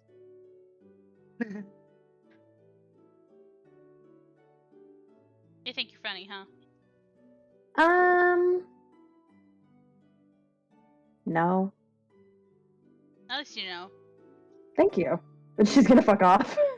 This receptionist. Oh, damn it. I was gonna go That's You fine. can just say that you went. I need that list of majors stat. Okay, I'll hand it to you. Thank you. List of what? The Majors. majors. Mackenzie really wants the list of all yes, the yes, majors. yes, yes, yes. I would also be interested in that. Well, Duff will Yeah, have to give it to you. No, it's okay. I'm probably gonna bring it back and you guys can see I'm looking at it, then Dub will like easily share it with you guys, so Fuck yeah. yeah. I love Doriga. I think Doriga is so funny. Dorigo. You think you're funny, huh? No. I'm glad you liked that response.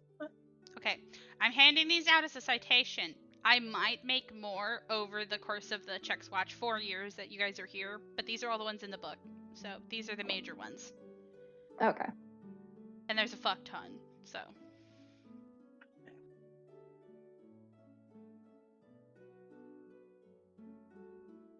Oh.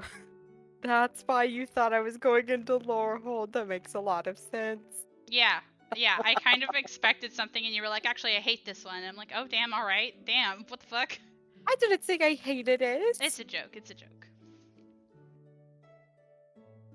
To be Hate fair, that you can't Lorehold. blame me because the aesthetic of it is completely different from the majors it offers. Well, the aesthetic doesn't speak for what they talk about. Fair.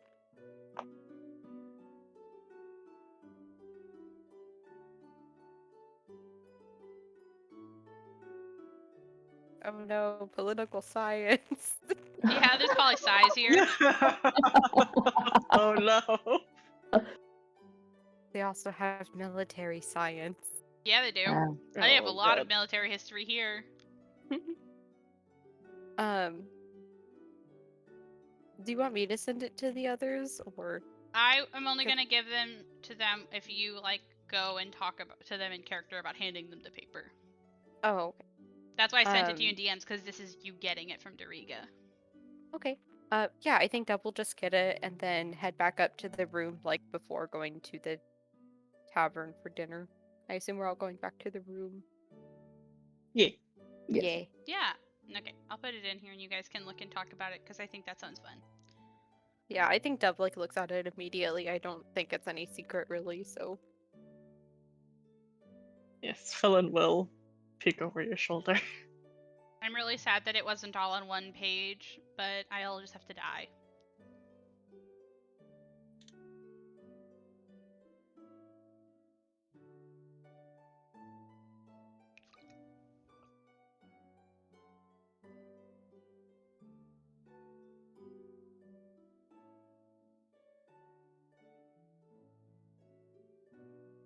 Accounting.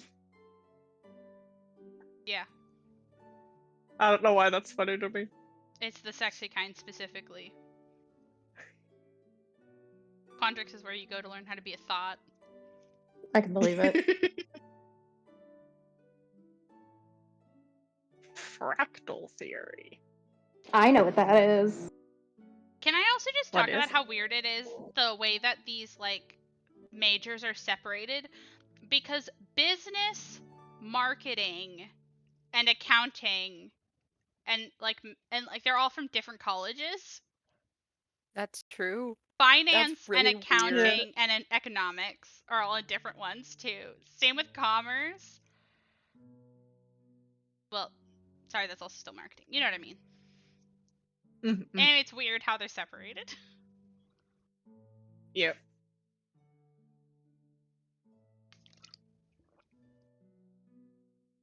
Excuse I have alchemy and chemistry. Yeah, me. Oh no. both of them.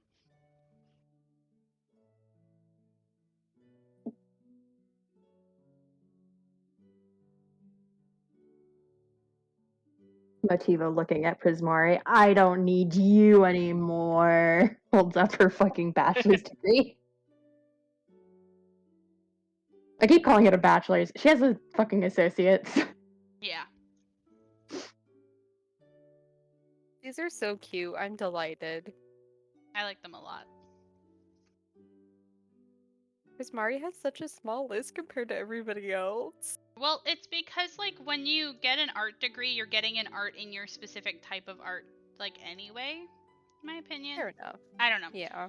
I feel like the thing is that, like, you have to put it under broad strokes or it's going to be, like, 15 because you can't really get, like, a degree in the accordion.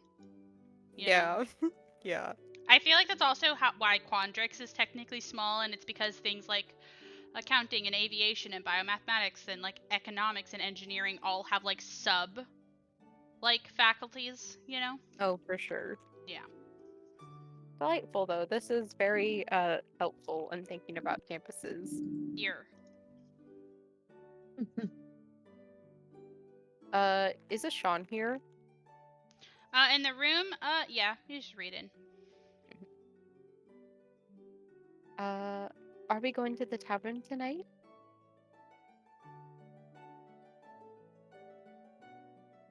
Did That you sounds good. want to go?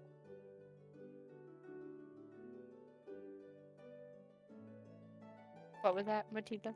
Did you want to go? Oh, yes, I was just asking. I didn't know if anyone had plans. Sure. Ashawn, would you like us to bring you anything back? Mm,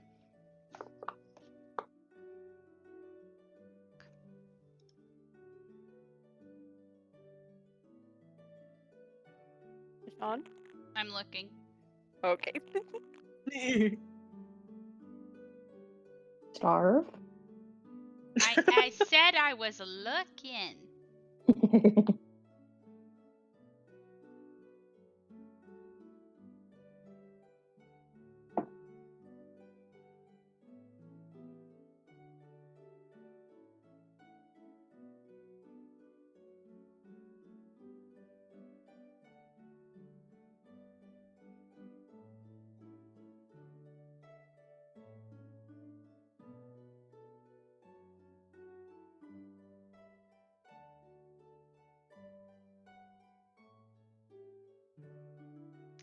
Ashawn from the bunk just kind of says, "Yeah, why not? Bring me back a burger." Sure. Thanks. Does he see it like Yeah. that? Akiva just looks at him and says, "Welcome, sweetheart. Make sure you don't stay up late reading."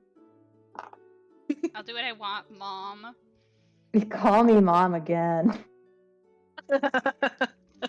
This is getting uncomfortable for You me. Can wish. we go? Oh!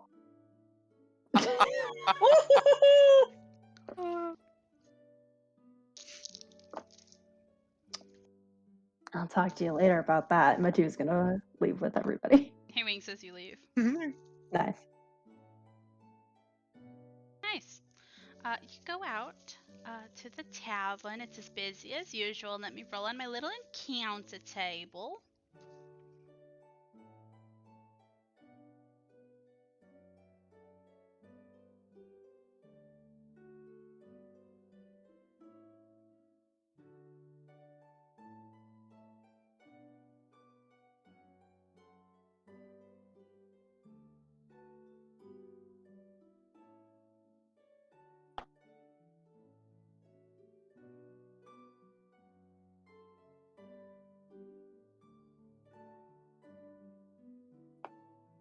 I don't know where my encounter tables went. Check your bum.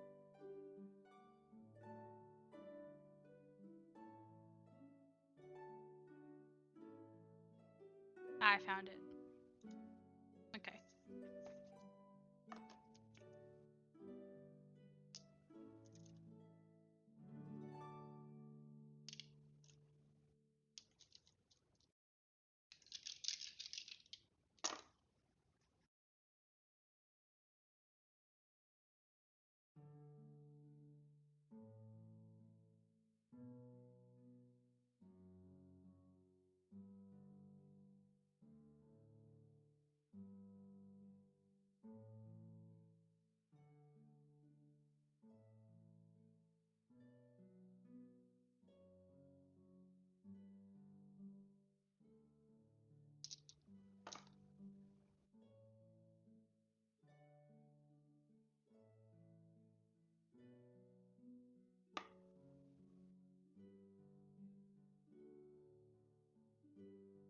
Okay, so of the people that you know and recognize, you see that tonight Aurora is performing out front on the patio again.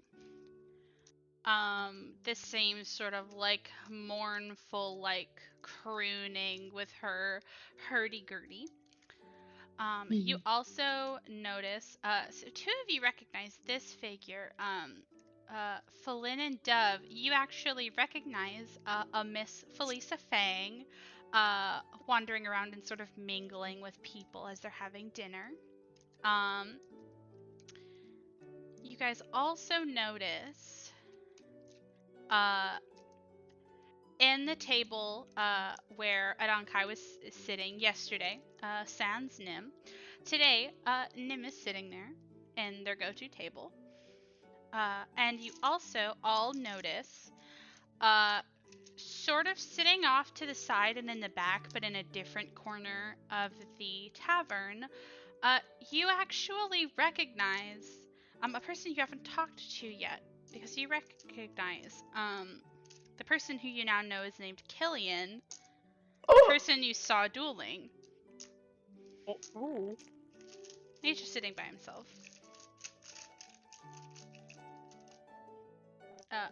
And you also see Eleni sort of with a drink in their hand, dancing to the song that Aurora is playing. And that's what people you see. Boys? What y'all doing? Boys? You guys can split up. You guys can talk to each other. You guys can go talk to people as a group. I'll also get some tavern music up. Boys?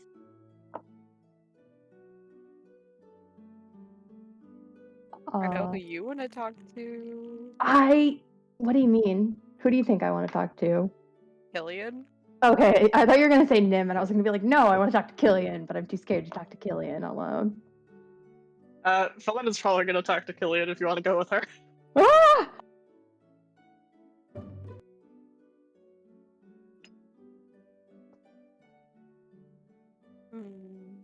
I'll go talk with you guys, sure. I'll go talk to Killian.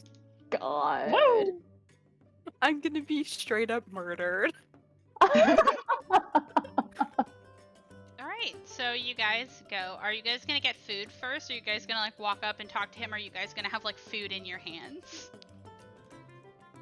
Ooh. Because this is a very important distinction. Those are two different vibes. Yeah, one of them is, hey, we're just stopping by to chat, and the other one is, we are going to sit down with you. Oh, that's very true. Dev has never talked to him before, so I think Dev is gonna wait to place an order. Yeah, Yeah. I think that's a good idea. Alright. How do you approach this table? He's sitting by himself. I want to mention, y'all can take the lead on this. Motiva is like 2 steps behind. Yeah, Felin is just gonna walk up, and say, hello, you were on, Prismari, a few days ago, yes? He looks at you, and he looks surprised that you came up to talk to him, and you see that he looks like he was about to like try to give you like a, you know, like the pleasant like song and dance of like, oh hi, I don't know you, and you say that, and you see he goes to stop, and he looks at you, and he says, like with crystal clear enunciation, I never go on Prismari campus. Dev walks up very fast, places a hand on Belin's shoulder, smiles, and says, "Oh, I think there must have been some sort of mistake. We're very new here, so it gets easy to mix up people." It's very true. Some of the campuses can be quite large, so I can't blame you. And he goes to really subtly tip his head towards you, Dove. And he looks between the two of you and says, is there anything I can help you with? I don't normally have first years coming up to me, but if you need like directions or anything, and he kind of like trails off, kind of like expecting you to say. Motiva's gonna go up to both of them, and she's going to say, "Hi, you two. I don't mean to be mean, but we can't go up to literally everybody we just don't know and try to make conversation." Did I? Well, why not? Motiva's gonna look to Dove. Motiva, I think, okay. I think Dove would be able to tell this. And if you want Panini, I will roll. Motiva is acting.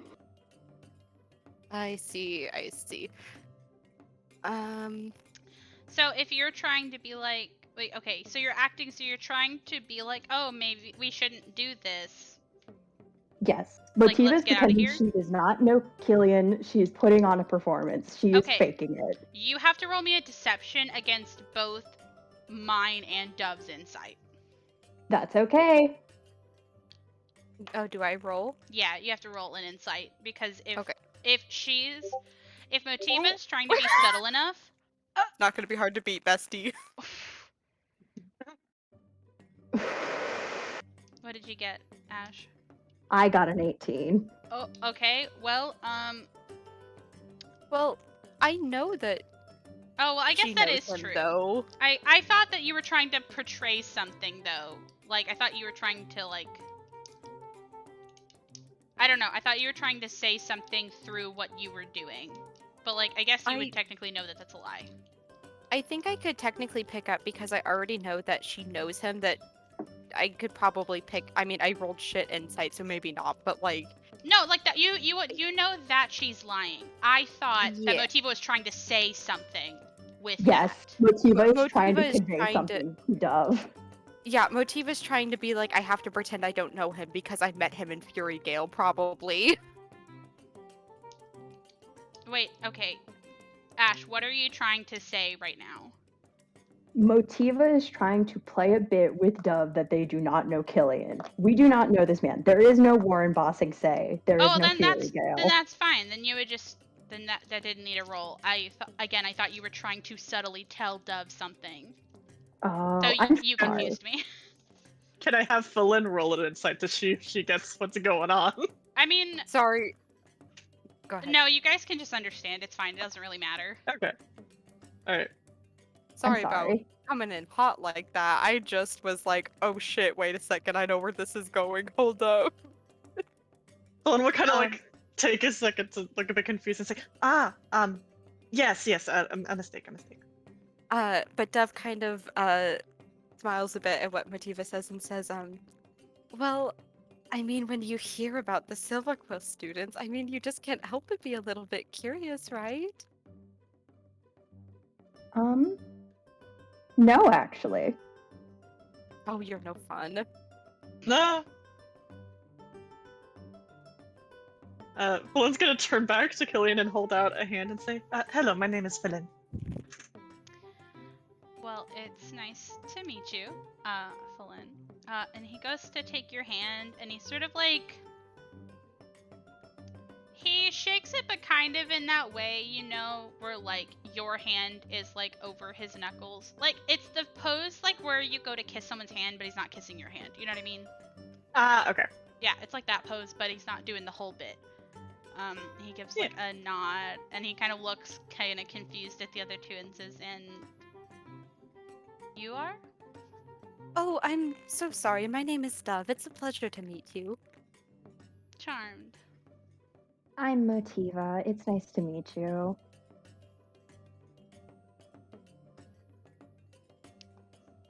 Well, I suppose welcome to Strixhaven. The beginning of the year is pretty busy, if I recall correctly. Oh, it's a whirlwind, honestly. It's ever since we got here less than a week ago. I think it's additionally very hard when you are not from Arcavios. Very much so, yes. Oh, I did read about that in the paper. That is true. Interesting if true. Very true. Well, as I said, I hope you had a rousing welcome. It has been very welcoming, though, I will be honest. Everyone's been very kind about it. It has certainly helped make the transition easier. Yes, well, people do always speak of how strong the community here is on campus, so I'm not surprised.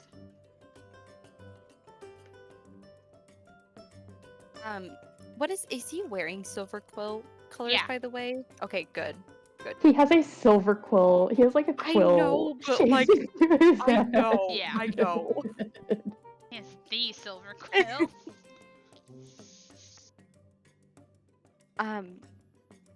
I've heard wonderful things about silver quill since coming here as well. The Tramium is enticing, if one of the only reasons I have so far to join Silver Quill.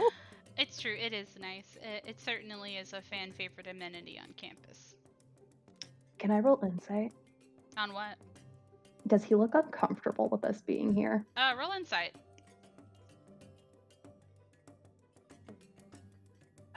Ooh, 22? Yeah, so he doesn't look uncomfortable, but he definitely looks still, like, confused that you're still talking to him. Because he, like, twice asked, like, oh, if I can, like, do you need something? And then nobody responded, and he just kept talking, and he's like, yeah. Oh, Yeah. sorry. I kind of missed that in the confusion we had earlier. Motiva's gonna perk up and she's going to say, if you want, I'm sorry about my friends. They've gone up to literally anybody they can find to talk and ask them questions. We can leave you alone if you just wanted to eat and drink in peace. Well, I can't blame that. We upperclassmen are, you know, here as examples. Oh, Like I but- said, if there's something that you, like, need, I'm sure I could help. Motiva, I don't mean to be rude, but you were talking about how you wanted to speak with him about something, or was I mistaken? I was only coming up to break the ice for you. I was not trying to make anyone uncomfortable. Motiva's going to And look at Dove Dove, like she no, wants Dove, to choke him. Dove looks at Motiva like how Motiva looked at them earlier and was like, dude, I thought you were trying to talk to him. What are you doing? You're blowing it. Motiva is going to pinch her brow and say, yes, but I did not think we were going to approach somebody with something like this. And just because I think something doesn't mean I should do something. Killian, I'm so sorry. This has just been a mess. No, it's... It's fine. I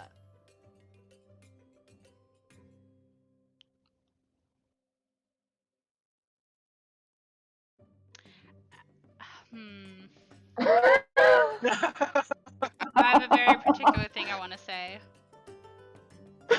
We all get a negative.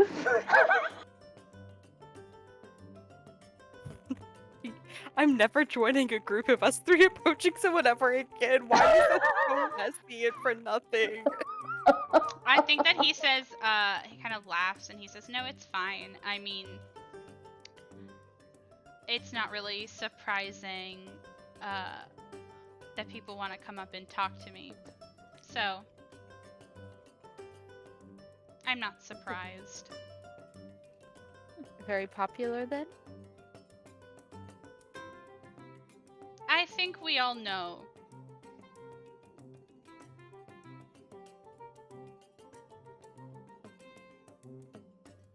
Out of character, is it because he's a professor's son? Or no, Yeah. a dean's Yes. son? Yeah. Yes. Yes. Mhm. Philin nods, and she says, I won't bother you with this now, but is there a chance that I could come to you, or if there's someone that you know about, to ask questions about Silverquill? It would be better if you asked faculty over students, if you want educated answers on questions. This is more so questions I have that's I think could only be answered by students, and Philin is trying to subtly hint that she wants to ask about the fucking Fury Gale.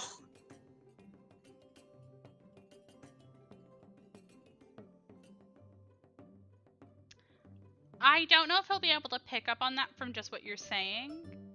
But I definitely get that it's like, I think he gets that it's something that you're not willing to talk about right now, and he says, I think he kind of gives a shrug and says, well, if you're set on asking me, then I suppose you're free to do so.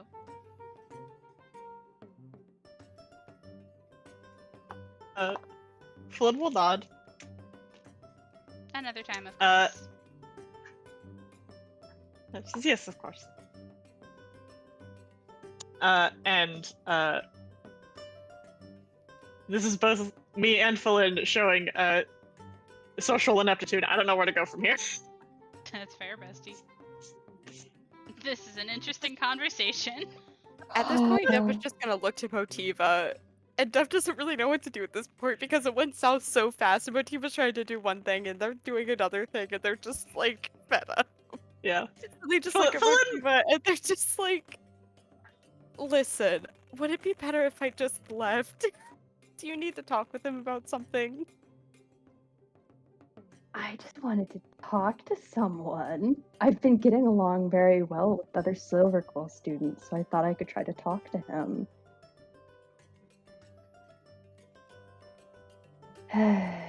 Motiva just takes a deep breath, and she just looks to him, and she said, I had a very silly question. All right. I just wanted to ask if there was hairdressers in Strixhaven.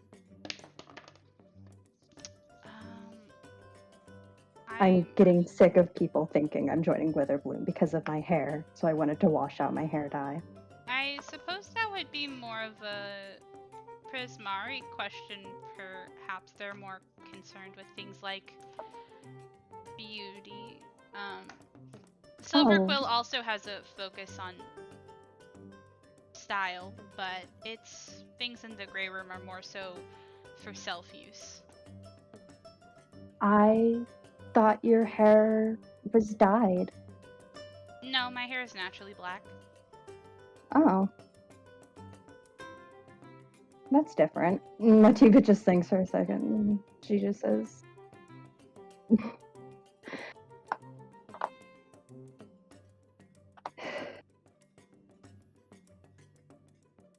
Thank you for that answer.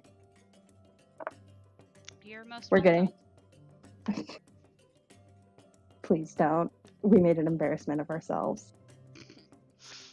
And I'm not one to kick someone while they're down.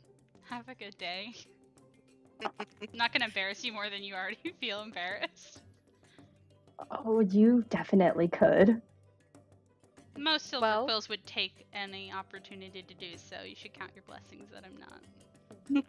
I'd love to talk with you more under perhaps better, more straightforward conditions.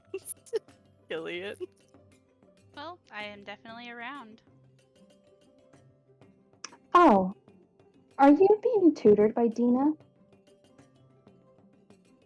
No, I wouldn't need Witherbloom tutoring.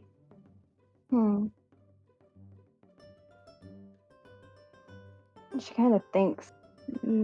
She says, I heard somebody say that you knew her well, so I thought it was because of her tutoring. You see him go to say something and then he stops and he goes to, once again, very, like, enunciate what he says, and he says, we had a project together. Uh-huh. Oh.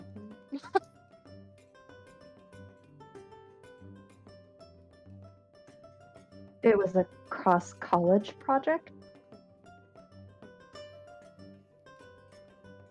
That happens sometimes. Can I roll insight? Yeah, roll insight. I also roll insight. Yeah, go ahead. We are harassing. Oh, fuck. Oh my god. I got a 4, but it was a nat 1. Oof. Oofa. 15.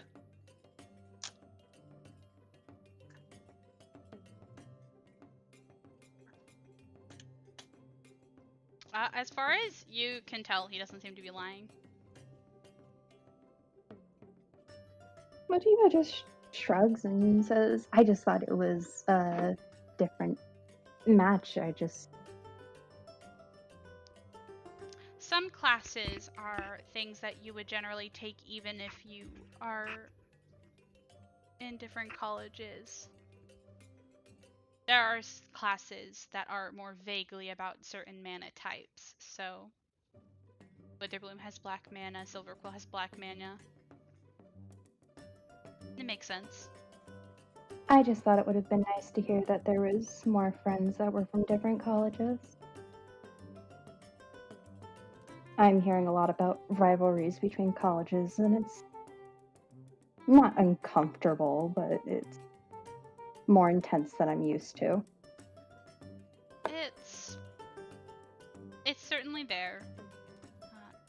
Competitive natures and different ideologies definitely butt heads here, but it's not uncommon to have friends from other colleges, but they're usually friends you made before you picked your college. If that alleviates any of your worries.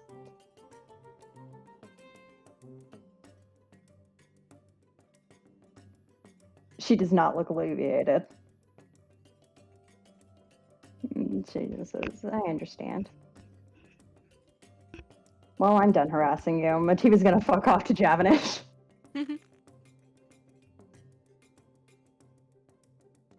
Awesome. Are you going to Javanish to get a drink? Motiva's going to... Actually, can I rewind a bit? It depends on what you want to do. I was going to make Motiva ask if he would like anything for stealing his time. He would just say that he doesn't need anything. Okay. And then I fuck off to go get a drink and a Sean's goddamn burger. Nice. All right. You guys get your dinner and spend your meal thinking about your interaction with Killian. Motiva's gonna hang around Aurora and just let the emo-ness take her. It's like listening to Evanescence in your room. Yeah, It's and it's like, Oh, so good. I wanted to talk with Aurora, but if we're tight on time, I don't have to do it right now. Oh, you can ask a question. I just didn't want to go through multiple RP encounters in like mornings and night times. No, that's fine. Never mind then. I do think Falin would ask her roomies if it's okay to invite Eleni to sit with us, or if Falin could go sit with Eleni. Eleni can sit wherever she likes, and that includes with us. Eleni is a darling. She can sit with us. Oh, delightful. Okay, I just wanted to make sure. And I'm just gonna ask if she wants to join us. Nice. Eleni would love that. Eleni loves hanging out with Aurora. So you guys all kind of sit at a table really close to Aurora and bask in the emo music and hang out. Okay. Yeah. I'm gonna actually pause really quick because I have to use the bathroom again. Right, and you guys are back. Let me get the dorm music back on.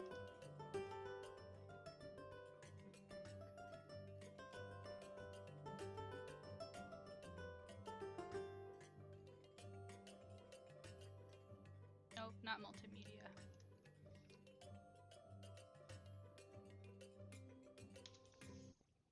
Alright, you guys come back to the dorm room. It's probably about 7 or 8 p.m. And you bring back Sean's burger. And they kind of gave it to you in like wrapped up in like, you know, the grease paper that protects from grease.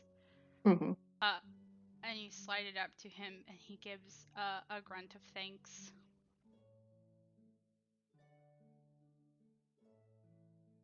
Yeah. I think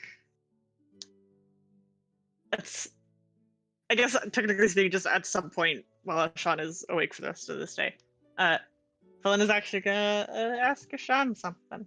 Yeah, what are you gonna ask him? She gonna ask, what kind of interests do you have? What things do you like?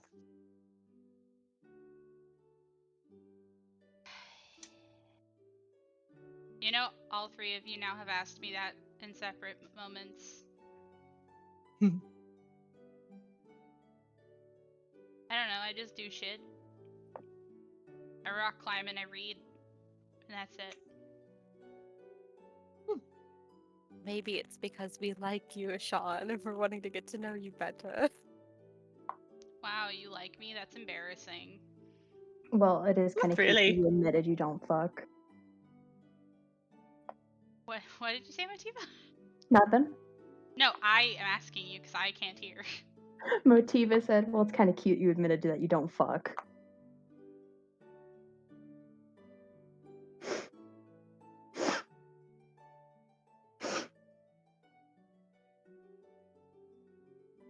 Yeah? We literally sleep in the same room, you know that, right? Doesn't stop me. I got a hook with your name on it, bucko. Oh my god, you're gonna reel me in? Motiva, do you intend on fucking while the rest of us are here? Who said I haven't fucked already? I trance for 4 hours and yeah. I'm semi-conscious during that. I think I would notice. I'm not saying here. Okay.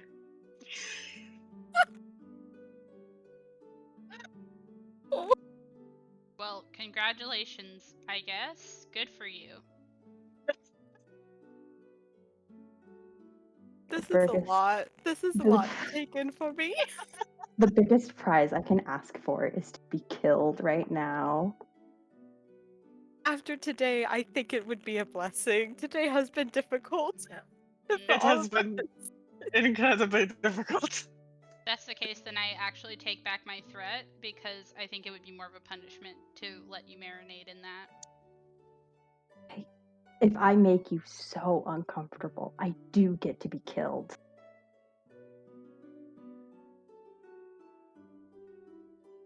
No. You want to see how annoying I can get? I mean, I see how annoying you can get every day, but Sean! Sean! And Motiva's gonna fucking climb out of her fucking bed and start climbing towards his.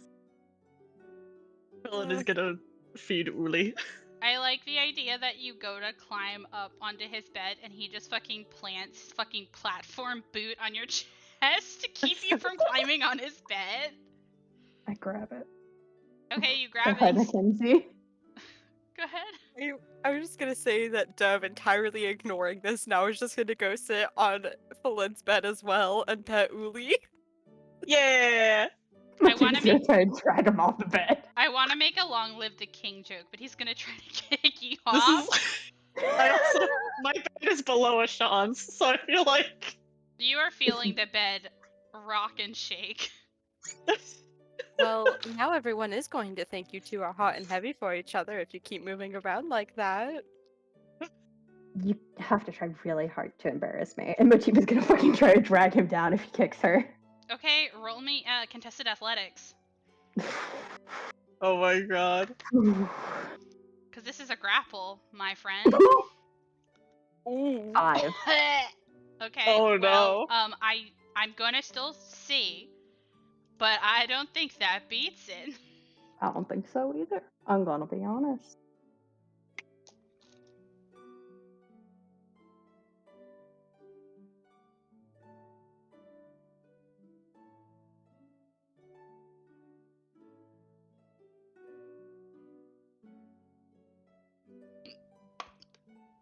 Nope. What happened? That was a 17. I'm gonna die. You are so grappled. You try to grab his leg to like pull him off.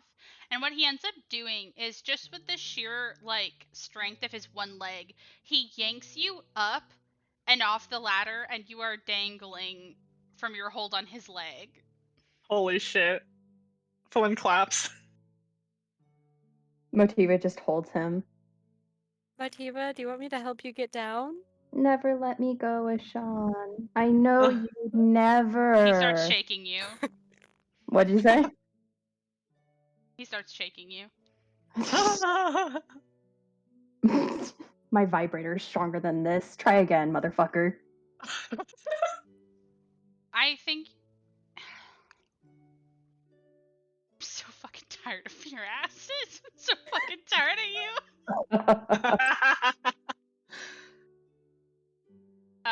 I think he actually is going to sit up, and he is now going to attempt to scruff you by the back of your robes and just hold you and look you in the face.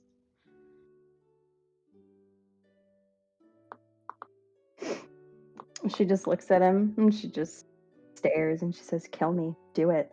Do it. I said I could annoy you. I told you I could." I hold my action to catch her if Sean Yeah. lets her go. Yeah. Thanks. Hold on, I'm gonna see something he can do that could be fun.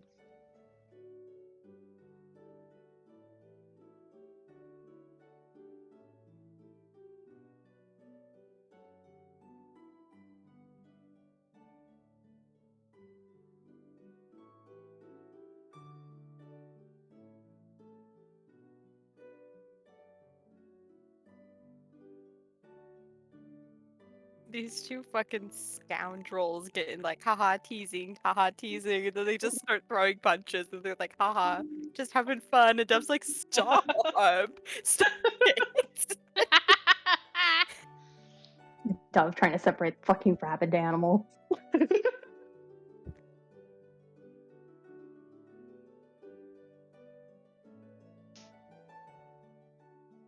He's gonna say, I'm not gonna give you the satisfaction of killing you, and he's just gonna drop you.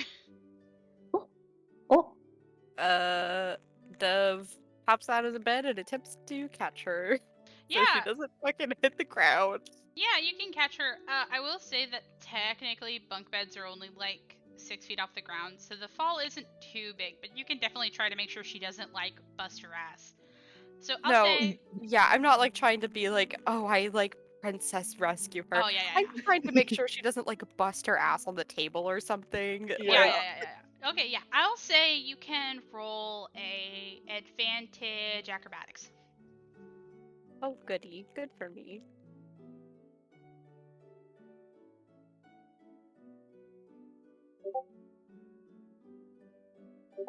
16. Nice. That's not bad at all. Yeah, you definitely managed to corral her into not busting her ass. Motiva just looks at Dev and says, "You're supposed to let me die." Helen's gonna walk up with Uli in her hand, and she's gonna like put Uli kind of like up near Motiva's face, and Uli's just gonna give a little blump. Motiva freaks out. Duff kind of laughs and he says, as funny as the bit is, and as much as we love teasing here, the bit, is. I just want to make sure that no one actually gets hurt, Motiva. I'm very sorry to disappoint. Yeah, I guess. It's kind of fun. Motiva just looks up at Ashawn. Motiva, as you go to look up at Ashawn, you see he is mid swing as he bops you on the head with his book.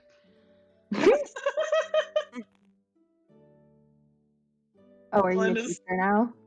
What? Are you a teacher now? No, I don't get paid for that. You don't get paid for anything here. Go ahead, Phila. Phelan is gonna kind of like walk up to the bunk and kind of hold Uli so that he's more at level with the Sean.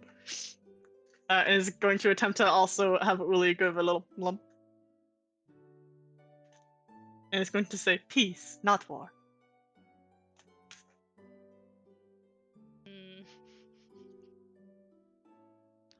Hold on. He would not attack a poor defenseless bat. No, I would never attack an animal that doesn't go into combat. However, he could say something really funny. If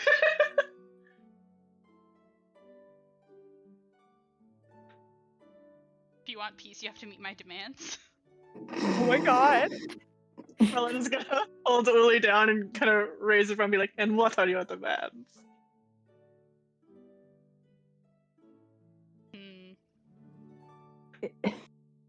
You'll have to pay for my silence.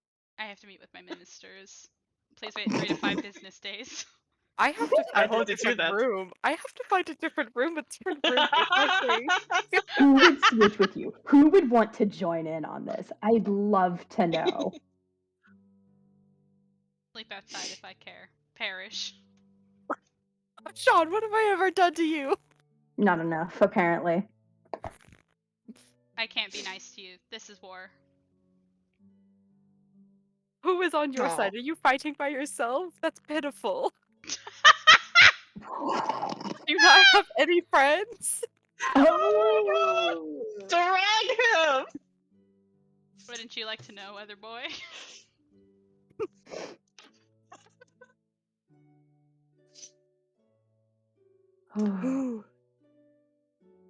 Thanks, I love a good bit. That was funny. It is. It is really funny. Mativa's gonna go back to her bed. Nice. And with Philin this... is gonna, Okay. just real quick, before we end this section, Philin is gonna walk up to Dove and hold up Uli. Not gonna go straight to the little mulum, but offering. Dove leans their head into it. Mulum. Muddle. I want to Oh. hold Uli so bad. Okay. With that, you all settle down for bed before your next day of class. And once again, in the middle of the night, as the two of you that sleep are sleeping, Bullen, you see the same thing you saw last night of a figure kneeling by Motiva as she sleeps, sobbing into her hands. And any way, as last night, that you try to communicate with the spirit falls on deaf ears, and your trance is only accompanied by the sound of sobbing and wailing. Can I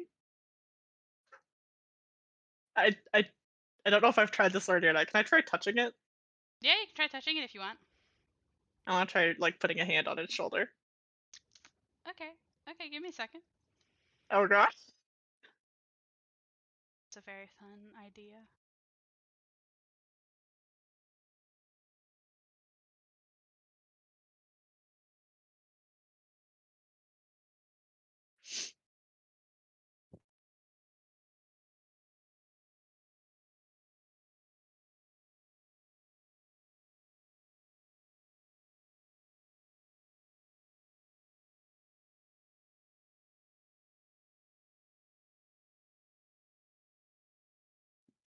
Excuse me.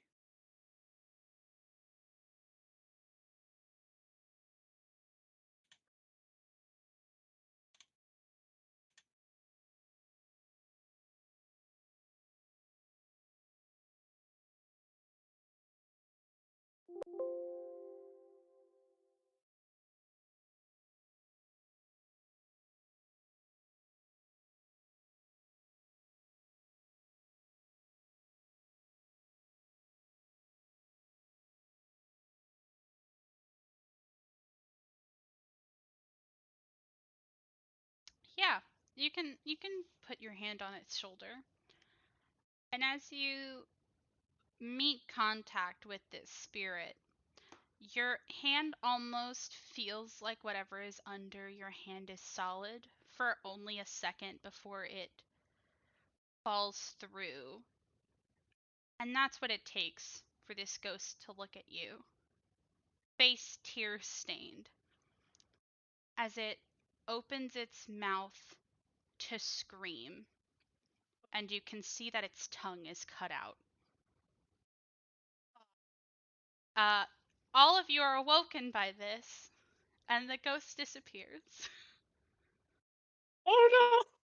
Oh Dove just sits straight up in bed. no! Oh my god. I feel like Dove like awakes out of a dead sleep, like out of breath, like frantically looking around. Um, Jesus Christ, how is Motifa feeling? Hold on a second, I'm putting on music.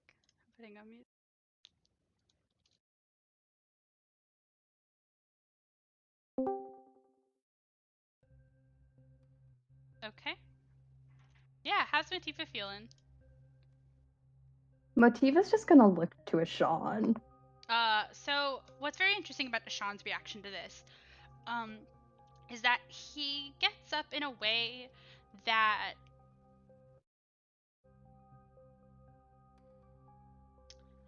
so he wakes up with a start, but what's very interesting is instead of how you all kind of wake up confused and potentially afraid, as soon as you see Ashawn go to hop up, he has already sort of started to move half on his knees, and he already has his hook out. Like, upon waking, he is ready for the idea of a fight. That's an interesting thing that you guys see. And if nobody says anything, he's going to demand very loudly, "What the fuck was that?" And Helen? you all start to hear people in other rooms start to make Oh. noise as well. But go ahead. Helen, are you like standing on the ladder up to Motiva's bunk? Motiva's on the bottom bunk. No, Motiva's on the top No, bunk. Are Motiva's you? on the top bunk. Yes. Oh, dang. This whole time I thought you were on the bottom. Never mind. Yeah, you would be on the ladder then. Yeah. Helen, what happened? Flynn kind of like takes a second to just kind of overcome the shock a little bit, and is gonna kind of step down from the ladder and say, words were not working to reach out to it, so I put my hand on its shoulder. The ghost does not have a tongue. Ashank looks at Umotiva and just says, "Did that thing follow you here?" Yes, probably. Fuck. Is it gone now? No, probably not. No, I meant for right now. Probably. Okay, I'm going to go let everyone know it's all right. Just say that I was screaming. Just say it was a night terror. Okay, I will. And Dove will slowly get out of bed and open up the door into the hallway. And if anyone is out there, then they'll explain the situation. If not, they'll go to find like Nora and explain the situation. Yeah, definitely. As soon as you move into the hallway, you kind of see that Nora is already out in the hallway. You feel like she was first to investigate since she works here. And as you're explaining it to her, she kind of looks a bit more relieved, and other people kind of start to file out of doors, like concerned. And then both of you kind of work to kind of soothe other students that are coming out.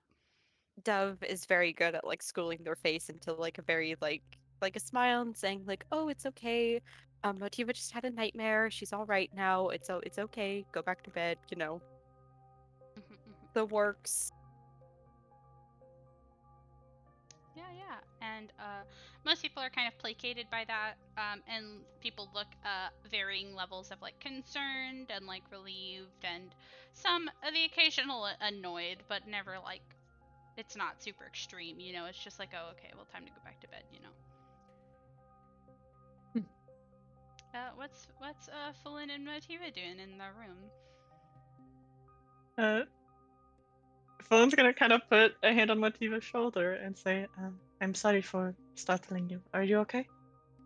No, I'm fine. Spooky shit doesn't scare me. That's an obvious lie. Yeah. But she looks absolutely stone faced. Hmm. Hmm.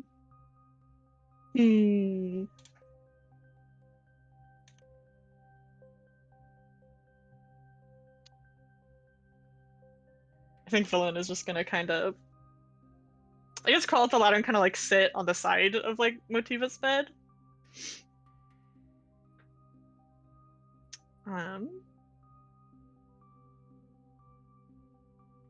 Yeah, why not? Villain's just gonna kind of look at Motiva and say, "Has she screamed like that before?" That's not mine. Sister doesn't speak. Not in. She doesn't make loud noises, and she definitely doesn't have no tongue. She doesn't have a tongue. She doesn't use common either. If she spoke, you wouldn't be able to understand her. Villain nods. She kind of like thinks for a moment. Hey God. Yeah, what's up? I'm a cleric, bitch. My city's surrounded by ghost lands. Would I know anything about this?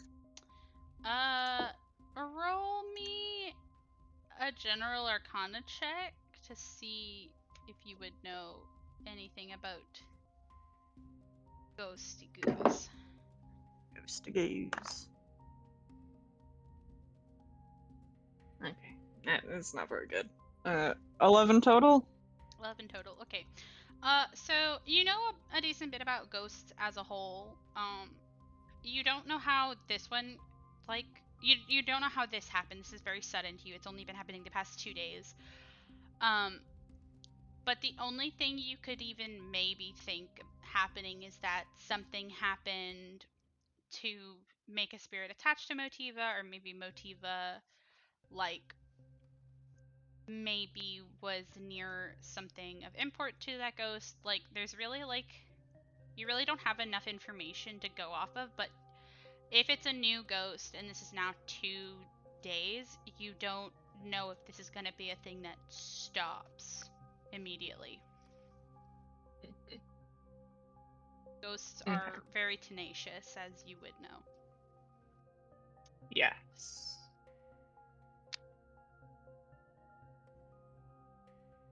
Lynn is going to look to Motiva and say, I would perhaps like to try something tomorrow morning. If it is alright with you, it would involve casting a spell on you. What is it? Detects evil and good. I just am curious to see if anything pops up. You know something's going to pop up, but yeah, you can do that. She nods.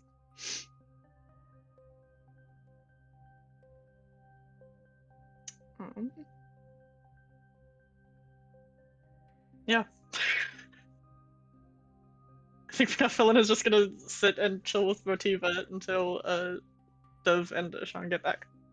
Ashawn is still in here. Ashawn is pacing around. Oh, okay, never mind. Yeah, but Dove comes back in after everybody is soothed. Dove will just close the door and say very gently, I spoke with Nora and everyone went back to bed. Motiva, you may have some concerned questions since I did tell them that it was a nightmare you had. Are you okay? No, I'm fine. Oh, Motiva's gonna pop out of bed and she's gonna dig through her things and she's gonna say, "These are for you guys. Nora made them." And she just gives you guys these mugs. Oh. Yes, I have picture references of mugs. Ooh.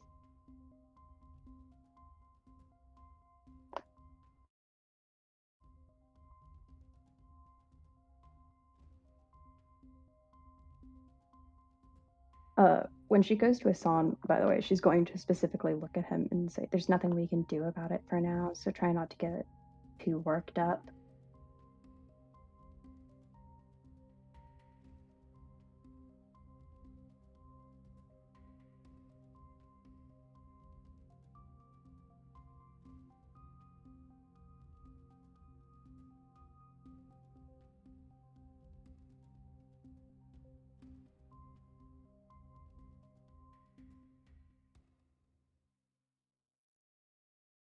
as a fun little thing, these are what the mugs kind of look like. They're kind of bad. I'm They're not gonna kind lie. of really bad.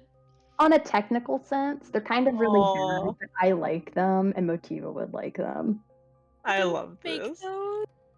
Yes, Nora made those for us. Oh. I would never be able to say those are bad. No. I know, right? This one is Motiva's. Oh. When did Oh. she make those for us? A couple of days ago. Oh, that's lovely.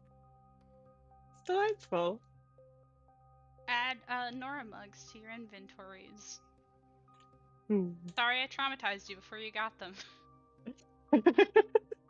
Don't worry, the mugs are the help with the trauma. Motiva just goes back to bed. She starts whispering a little lullaby. Can I? And go ahead. going to sleep. Go ahead. I was gonna say if Motiva is still like obviously bothered by this, Phelan would kind of put a hand on her shoulder and say, "Is there anything I can do?" No, I'm fine. I'm used to this.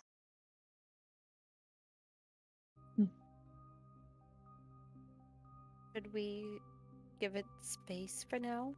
Just don't touch it. You shouldn't bother spirits. Phelan will not. And she'll go back to sit down on her bed.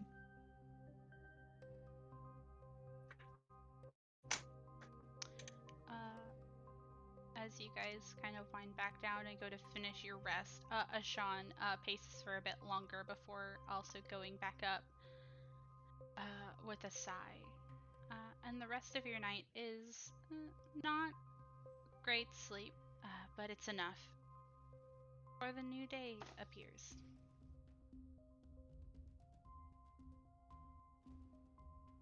Get.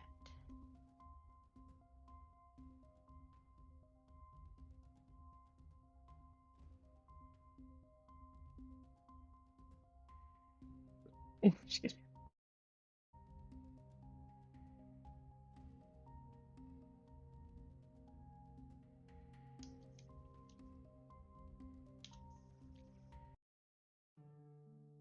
Wake up in the morning and there is no spirit. And there's bright sunlight coming in through the windows. And what are you guys doing in your morning? First time in a long time, Dove wakes up and is not as chipper as they usually are in the morning. Mhm.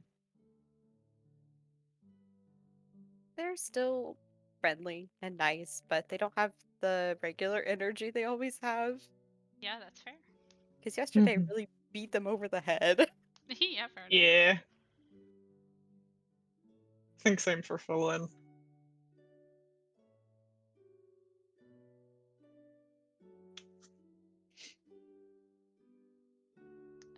You guys all kind of go through your morning routines, if a bit tired.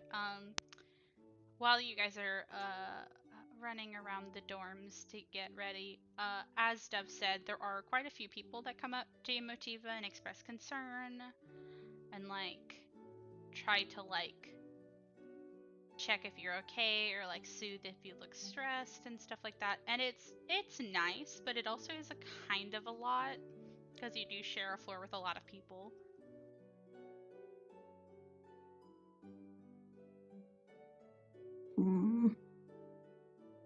Motiva would just tell people that she's fine.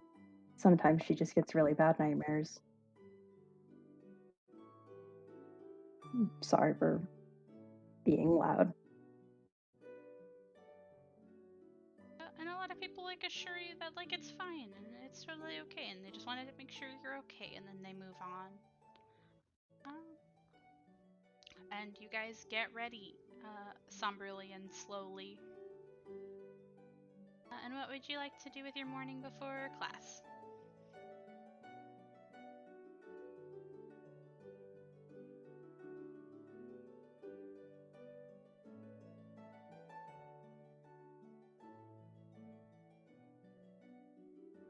I forget, how much time do we have before classes?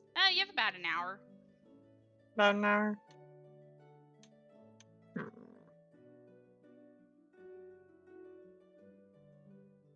I was thinking of going to the Biblioplex, but I think I will save that until after classes. That is fair, Yeah. bestie. Oh, Motiva's going to do something. Okay. She's going to go to the cafe. Okay, yeah. Oh yeah! Go Cafe. to the cafe and get some coffee. Let me roll on my encounter tables really quick. Hell yeah.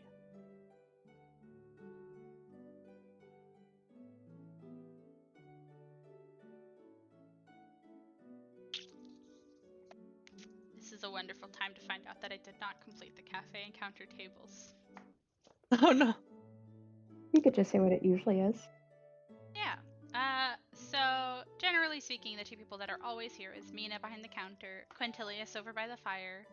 And if there's a person in particular that you like want to maybe grab coffee with before class, you can just tell me, and they can be here until I finish it.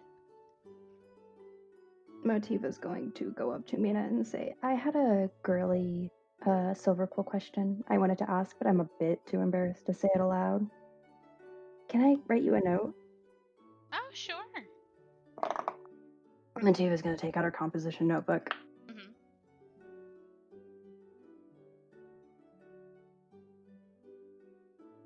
What are you writing? I'm typing it down. Ooh, that's fun.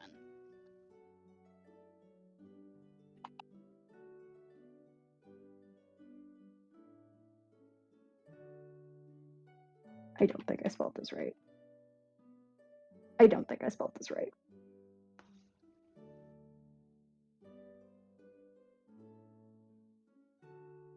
You didn't, but you got very close. Thank you, bestie. You see her go to perk up and smile and say, "This is amazing news. Thank you so much. It will definitely help." No problem. Motiva's not even going to order a drink. She just fucks off. You look tired.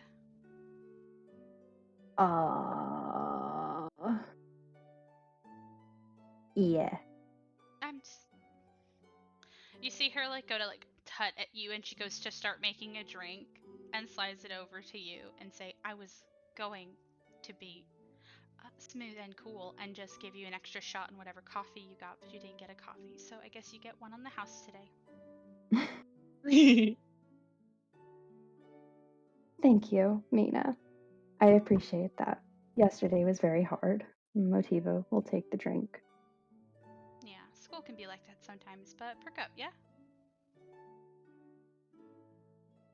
You're not wrong. Thank you. And Motiva is going to look to Dove, who I assume came. Yeah, I did. Motiva is going to look to Dove and say, I would like Quintilius to entertain me. Speak to the jester man. Only if you promise to leave him alone this morning. Oh, I will. Trust me. He'll see me as quiet as can be. I think I need coffee today.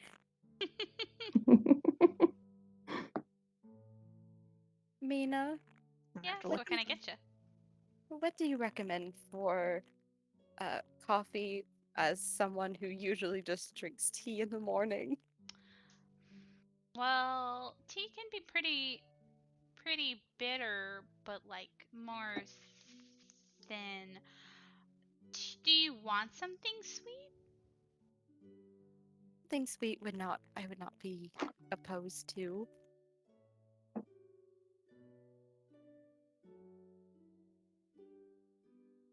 I have just the thing. And you see that she goes to start making you a drink. And when she slides it over to you, it has a really nice foam with a little latte art leaf on it.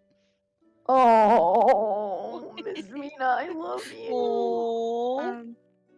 Oh, thank you so much. This is delightful. I didn't expect art like this. Yeah, I mean I can't do like too much, but like it's just something nice. Of course. I think it's lovely. How much do I owe you? Just the normal amount. Is that 1 CP? I forgot how much lattes are. Simple drinks are 1 CP, complex orders 2 CP, magic lattes 10 GP. Okay, yeah, just 1 CP. Okay, Devil just slide over a silver. Nice. You slide over a silver. And she gives you a nod and she says, "Well, thank you kindly." Oh, yes, you deserve it for all of your hard work. Oh, stop. Flattery will get you everywhere with a silver quill.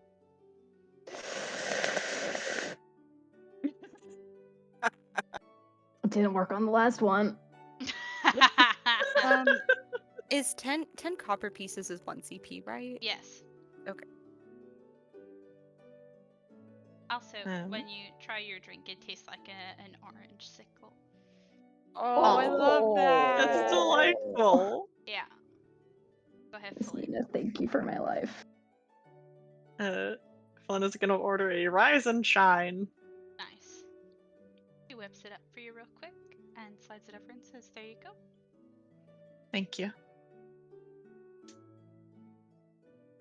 And you see she kind of winks at you guys all and says, "Good luck." Oh, I forgot to do. I realized I forgot to cast the spell on Motiva. That's okay. You can do it in the cafe if you're slick enough. No, I'm not risking that. I'm doing that in private. Yeah. Dove will take their drink and will go, kind of smile knowingly over at Motiva, who just asked for entertainment. I'm a bit, down after yesterday, but still like, hey, we'll go just to sit down next to Quintilius. Yeah, definitely. So you go to sit down next to Quintilius, and Quintilius greets you the same way he does every morning. He's got his coffee, he's got a book, he's by the fire, and he says, "Well, good morning. I see we have the whole gang today. Quite a party over here. Oh, did they all come? Are you guys here? Are you guys here?" Yeah, I'm here. Yeah, I was. Yeah. Oh, hello. They're all over here with me. yeah, that's what I thought. Okay. Dove just kind of smiles and says, I never intend to bring more company over here when I go to sit down. It sort of just happens. Well, I guess that just means you have a magnetic personality, I suppose. I don't know about that. Oh, come now, you're very charming. People Thank seem you, to thank you. gravitate towards you.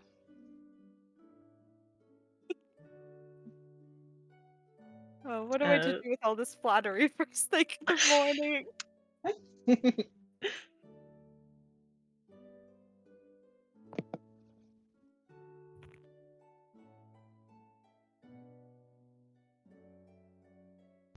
Oh, I don't know what to talk about now. You don't have to actually talk about anything. You Yeah. could just say that you were a little jester. Yeah, you can just say that you chit chat for a little bit, and I think that's completely fine. Yeah, Felon, do you have anything you want to say real quick before we go class to him? Nothing really, just a quick, like, it's nice to see you again before just, general chatting. Yeah. You guys have a pretty pleasant conversation. He is not antagonistic in any way, though he is still just as pretentious as he always is. Mm-hmm. I will say, I am going to pause because I have to use the bathroom again. Okay, and we are back. You guys have talked to your Quintilius of the day. Do you guys want to go to class? Do you guys want to do anything else before you wander over? Motive's going straight to class. Class. Yes. Alright, you go straight to class, and let me get the class music.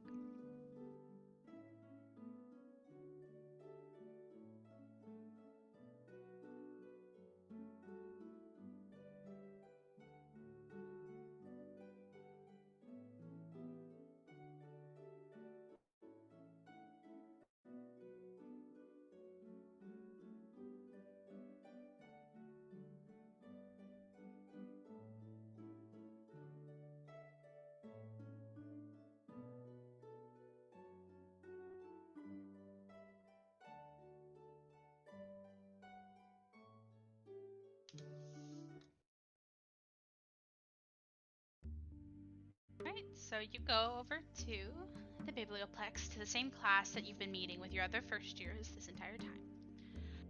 And you guys get sort of situated into your seats. At this point, it's starting to develop that people have specific seats that they like and specific people that they sit next to. And you guys all sort of group up together with the same people that you've been doing study halls with. And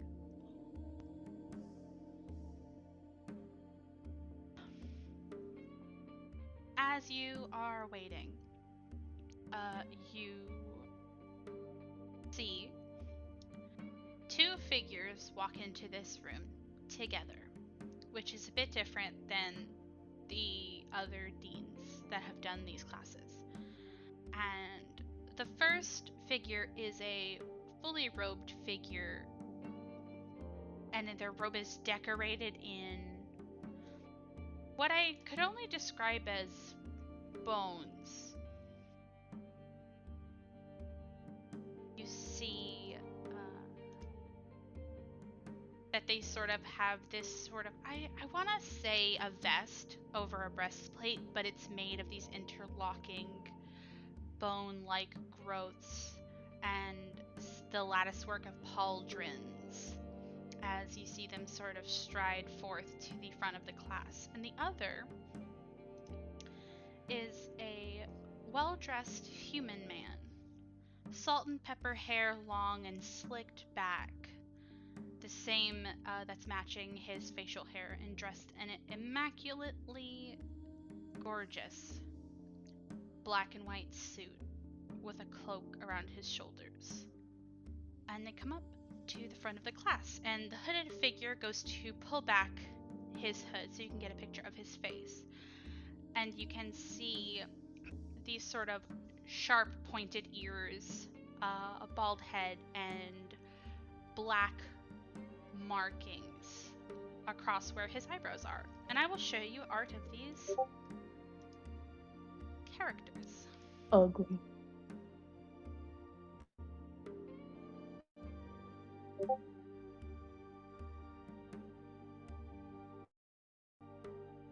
Here is one. Oh. Bark, bark, bark, bark, bark, bark, bark, bark, bark, bark, bark, bark. Bitch. Bitch!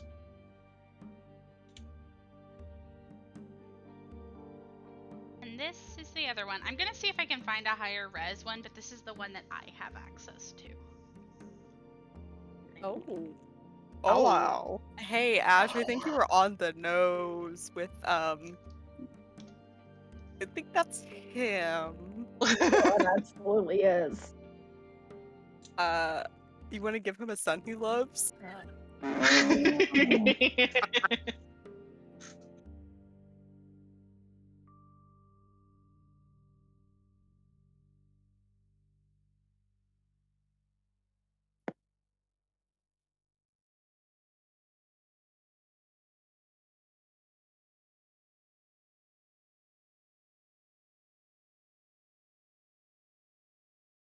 I sadly have no better reses of this art, but I do have art of him standing in some ominous shadow, which is fun. So here, you can have this one.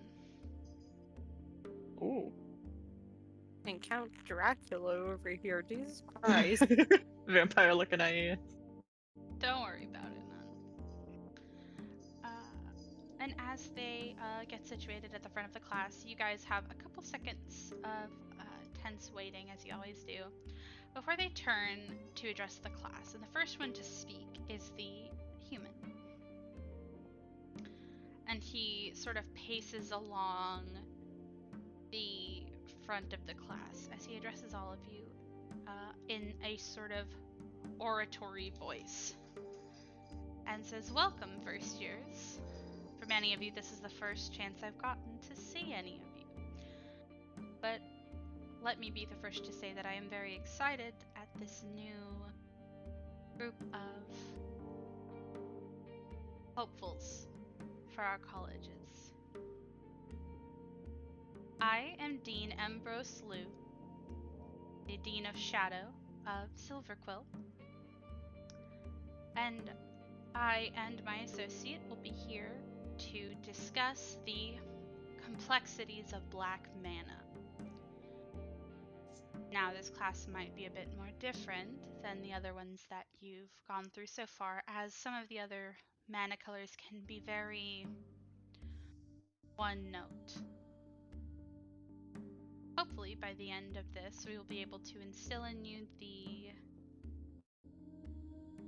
full breadth of what black mana means and what it can be used for. I will start with the basics. And you see he goes to flick a wrist. And as he sort of makes a noise deep in his throat, you see ink from inkwells on the desk floats into the air, swirling into elegant calligraphy in the air that says the 5 words associated with black mana, as you're so used to with classes. And the 5 words are power, sacrifice, death, self-interest, and uninhibitedness. And he goes to elaborate, and he says, black is one of the 5 colors of mana. On the color pie, it is known as the ally of blue and red, and the enemy of white and green. The mana symbol associated with black mana and magic is represented by a skull. A bit on the nose, but it works. It's known to draw its power from swamps and embodies the principles of parasitism and amorality. Though, be sure not to confuse that with immorality. Black mana users seek power through ruthlessness or opportunity. It can be summarized with a well-known phrase. Look out for number 1. How this works is black mana intrinsically doesn't see anything as immoral at its fundamentals. The only measure of right and wrong should be whether or not it leads to success. It's open to opportunities and strategies rejected by others as taboo or forbidden, such as death, infection, betrayal, pain. Thus, black magic users will do anything to ensure their own well-being, even at the expense of others. Anything less only allows others to do the same. Thus, it does everything possible to gain the only commodity that can secure it from weakness, and ensure its ability to get whatever it needs or wants: power. Although if taken to extremes, its selfishness and lack of ethical restraint can result in tragedy. At its most basic level, black mana is not inherently evil. It has a very cynical worldview, and its core philosophy is that of self-determination and release from society-imposed limitation. Thus, it has an ally in blue as it appreciates its subtlety and use of cold logic, as well as with red respecting its desire to do things on its own terms. However, its disregard for other members of the group, spirituality, religion, and the sanctity of life, as some may put it, oppose it with mana colors like green and white, who put these above anything else.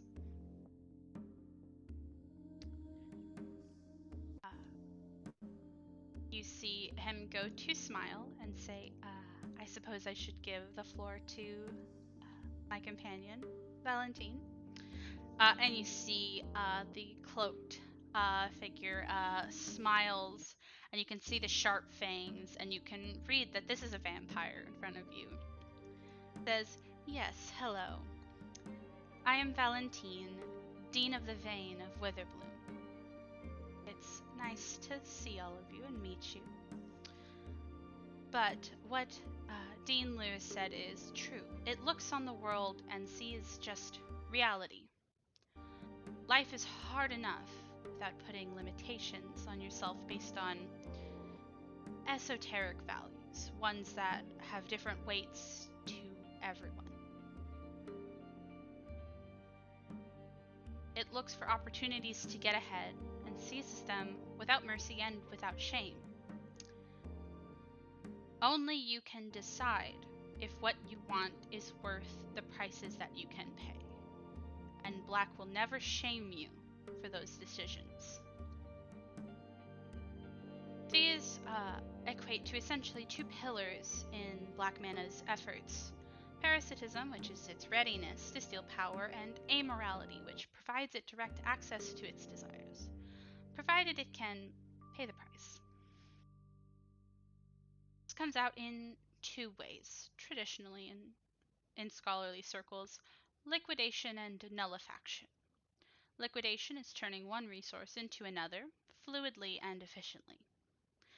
This capacity is threatening because sometimes it isn't how much one has, but what one has, that crowns a victor.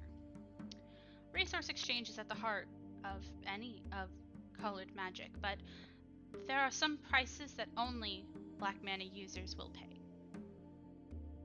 Depending on your end, all means can be justified. Nullification is simply that, though, erasure. In its total selfishness, Black Mana can deny the world what the world denies it. This translates into an affinity for death, most notably.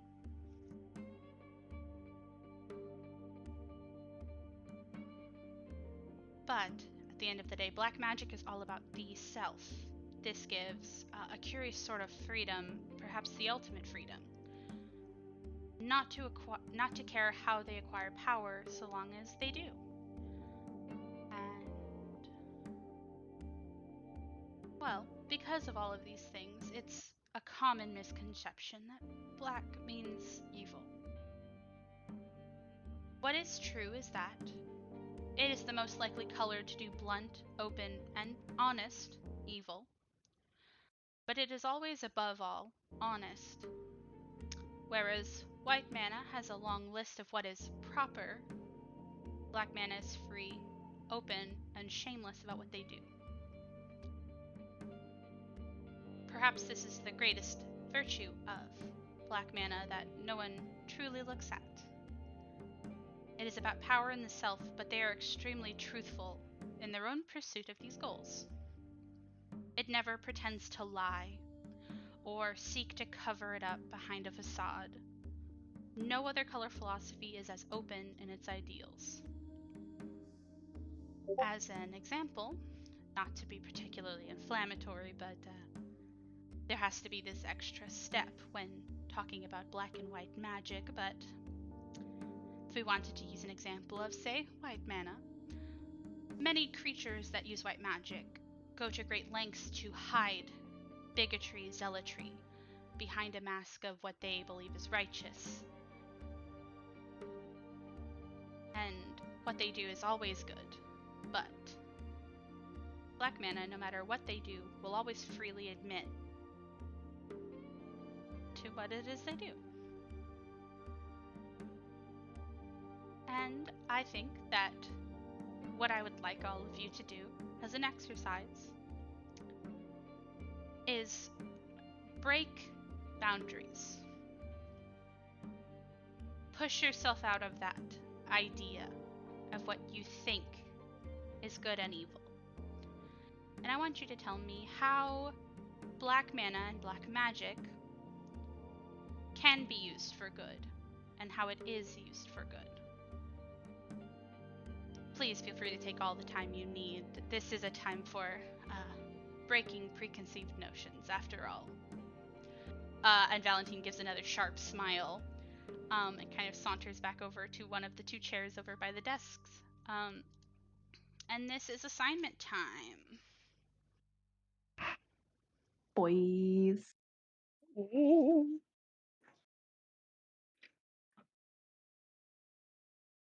How do you like my black mana class?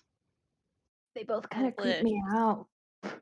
Delicious, delicious. They're both kind of fucked. I love it. Yeah. We love to see it. We have a politician and a vampire. Who's gonna win? Woo! They don't have to win, they're friends. I can Only also because Valentine really doesn't seem that bad. I just love the bit that I have built upon knowing him. yeah, you just see him and you're like bark bark bark bark bark bark bark bark bark bark bark bark. Hmm. Also, I can pause while you guys are thinking up your theses. Okay, and we're back. Who would like to go first? I wouldn't mind going first. Okay, go first. Motiva would present that going through with life transitions in the face of others, be it leaving an abusive home or standing out of necessity, living in itself can be called selfish. Yeah. Okay, choose your role. Char. Char. No! Oh no. Oh my god, hold on. Okay, hold on. Please, no. Oh no. Please. I'm gonna just curl up and die. No, don't die.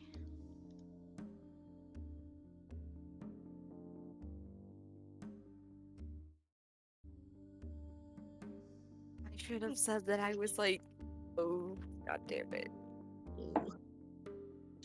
How are you gonna twist this, devil? Oh, Lily left me because I freaked out so bad. No. Oh. Oh no.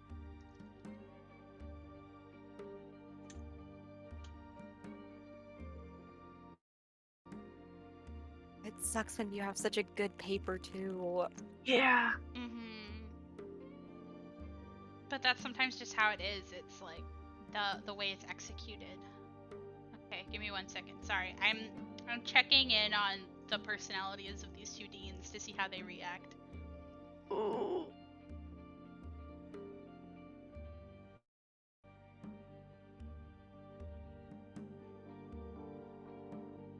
If I wanted to flavor it really fucked up, Motiva's handwriting could be absolutely shit. I like the implication that it took Motiva a really long time and then fucking scribbled it really fast and that fucked her. Okay, so you go to hand it up and you see pretty instantly as it's looked over that after a few lines, Dean Ambrose stops reading your paper, and the only one who reads it to the end is Valentine. And you can kind of see the further he goes along the paper, he starts kind of like clicking the sharp ends of his nails together. And he gives like this dramatic huff. He says, "You had me at the beginning, you really did. You get the concept. But I really think that your execution needs to be better next time." Back the paper. I understand. And Motiva just sits. Oh.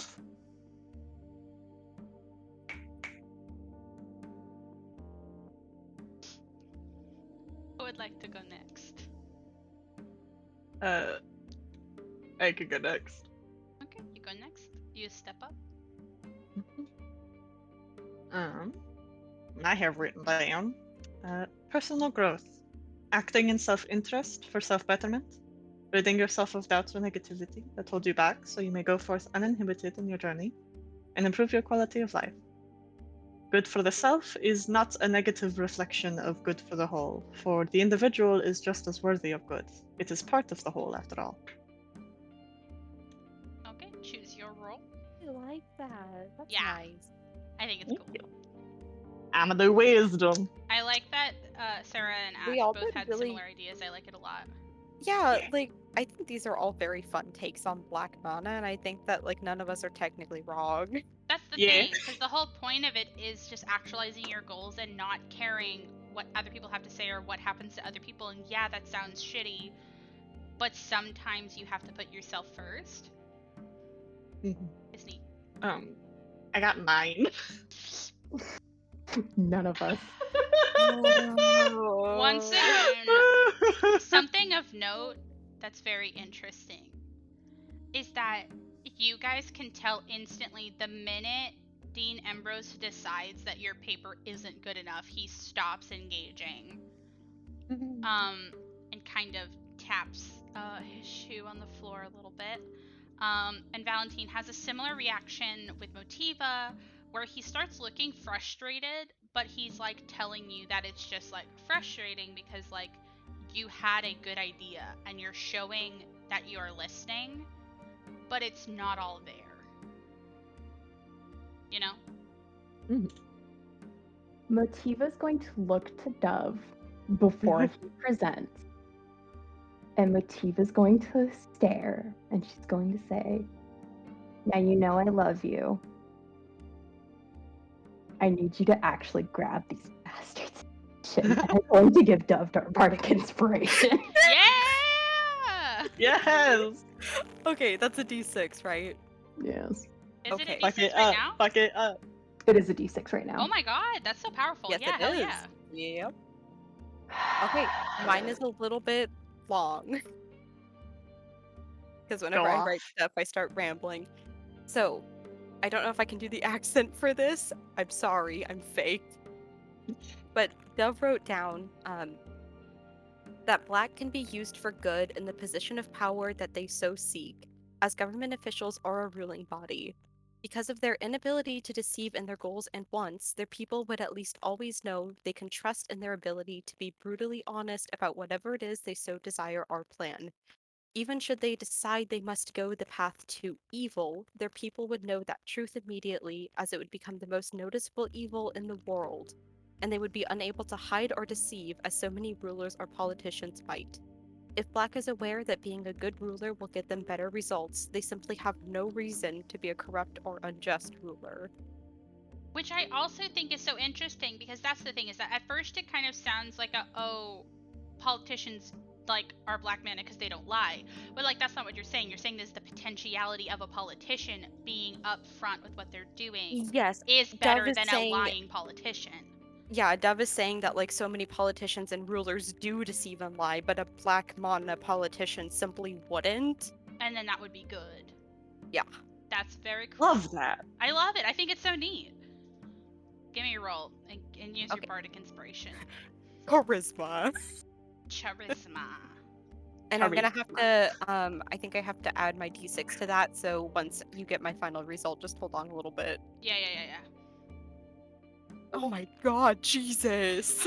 What is happening? What'd you get? Fair. Hold on, I'm Okay, we not have to add done. the d6. Oof, come on. Oh my god. Okay, it's a 5, so it's, 14, right? that's a 14. Yes. That's Yeah. not Oh my bad. god. You're much better than ours.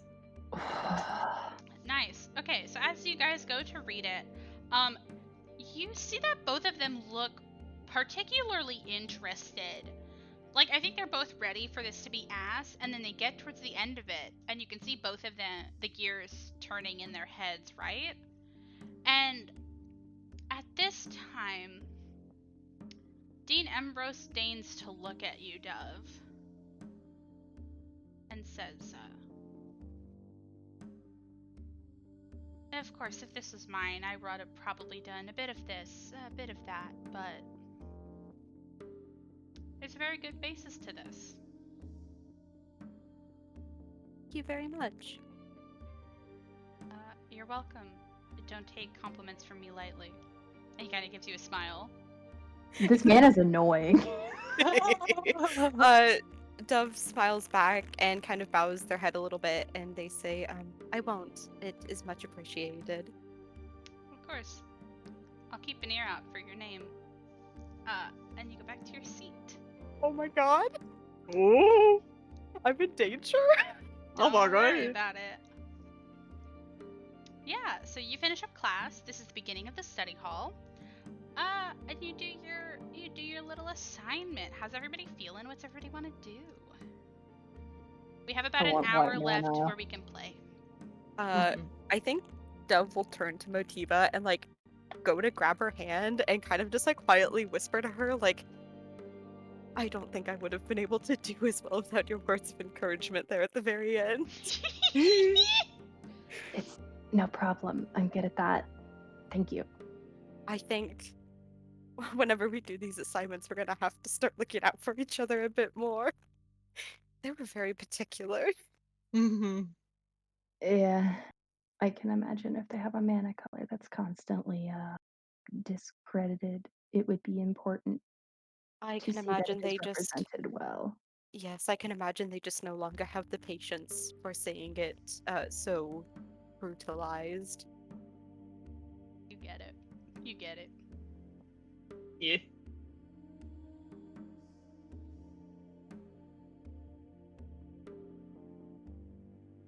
Motiva's just going to take out her phone, and as per usual, she sits down with the kids and she puts it on. Yeah, Yeah. so you sit down with the kiddos, and I think this is more of like a general like study time. And something very interesting in this study hall is that the entire class is kind of given that impression, but something very interesting is like it's not like people don't understand or people aren't grasping the concepts, but how people view black mana is still like very polarized in other students. So when you talk to people, it's people being like, yeah, I totally get it, or people are like, I don't get it at all.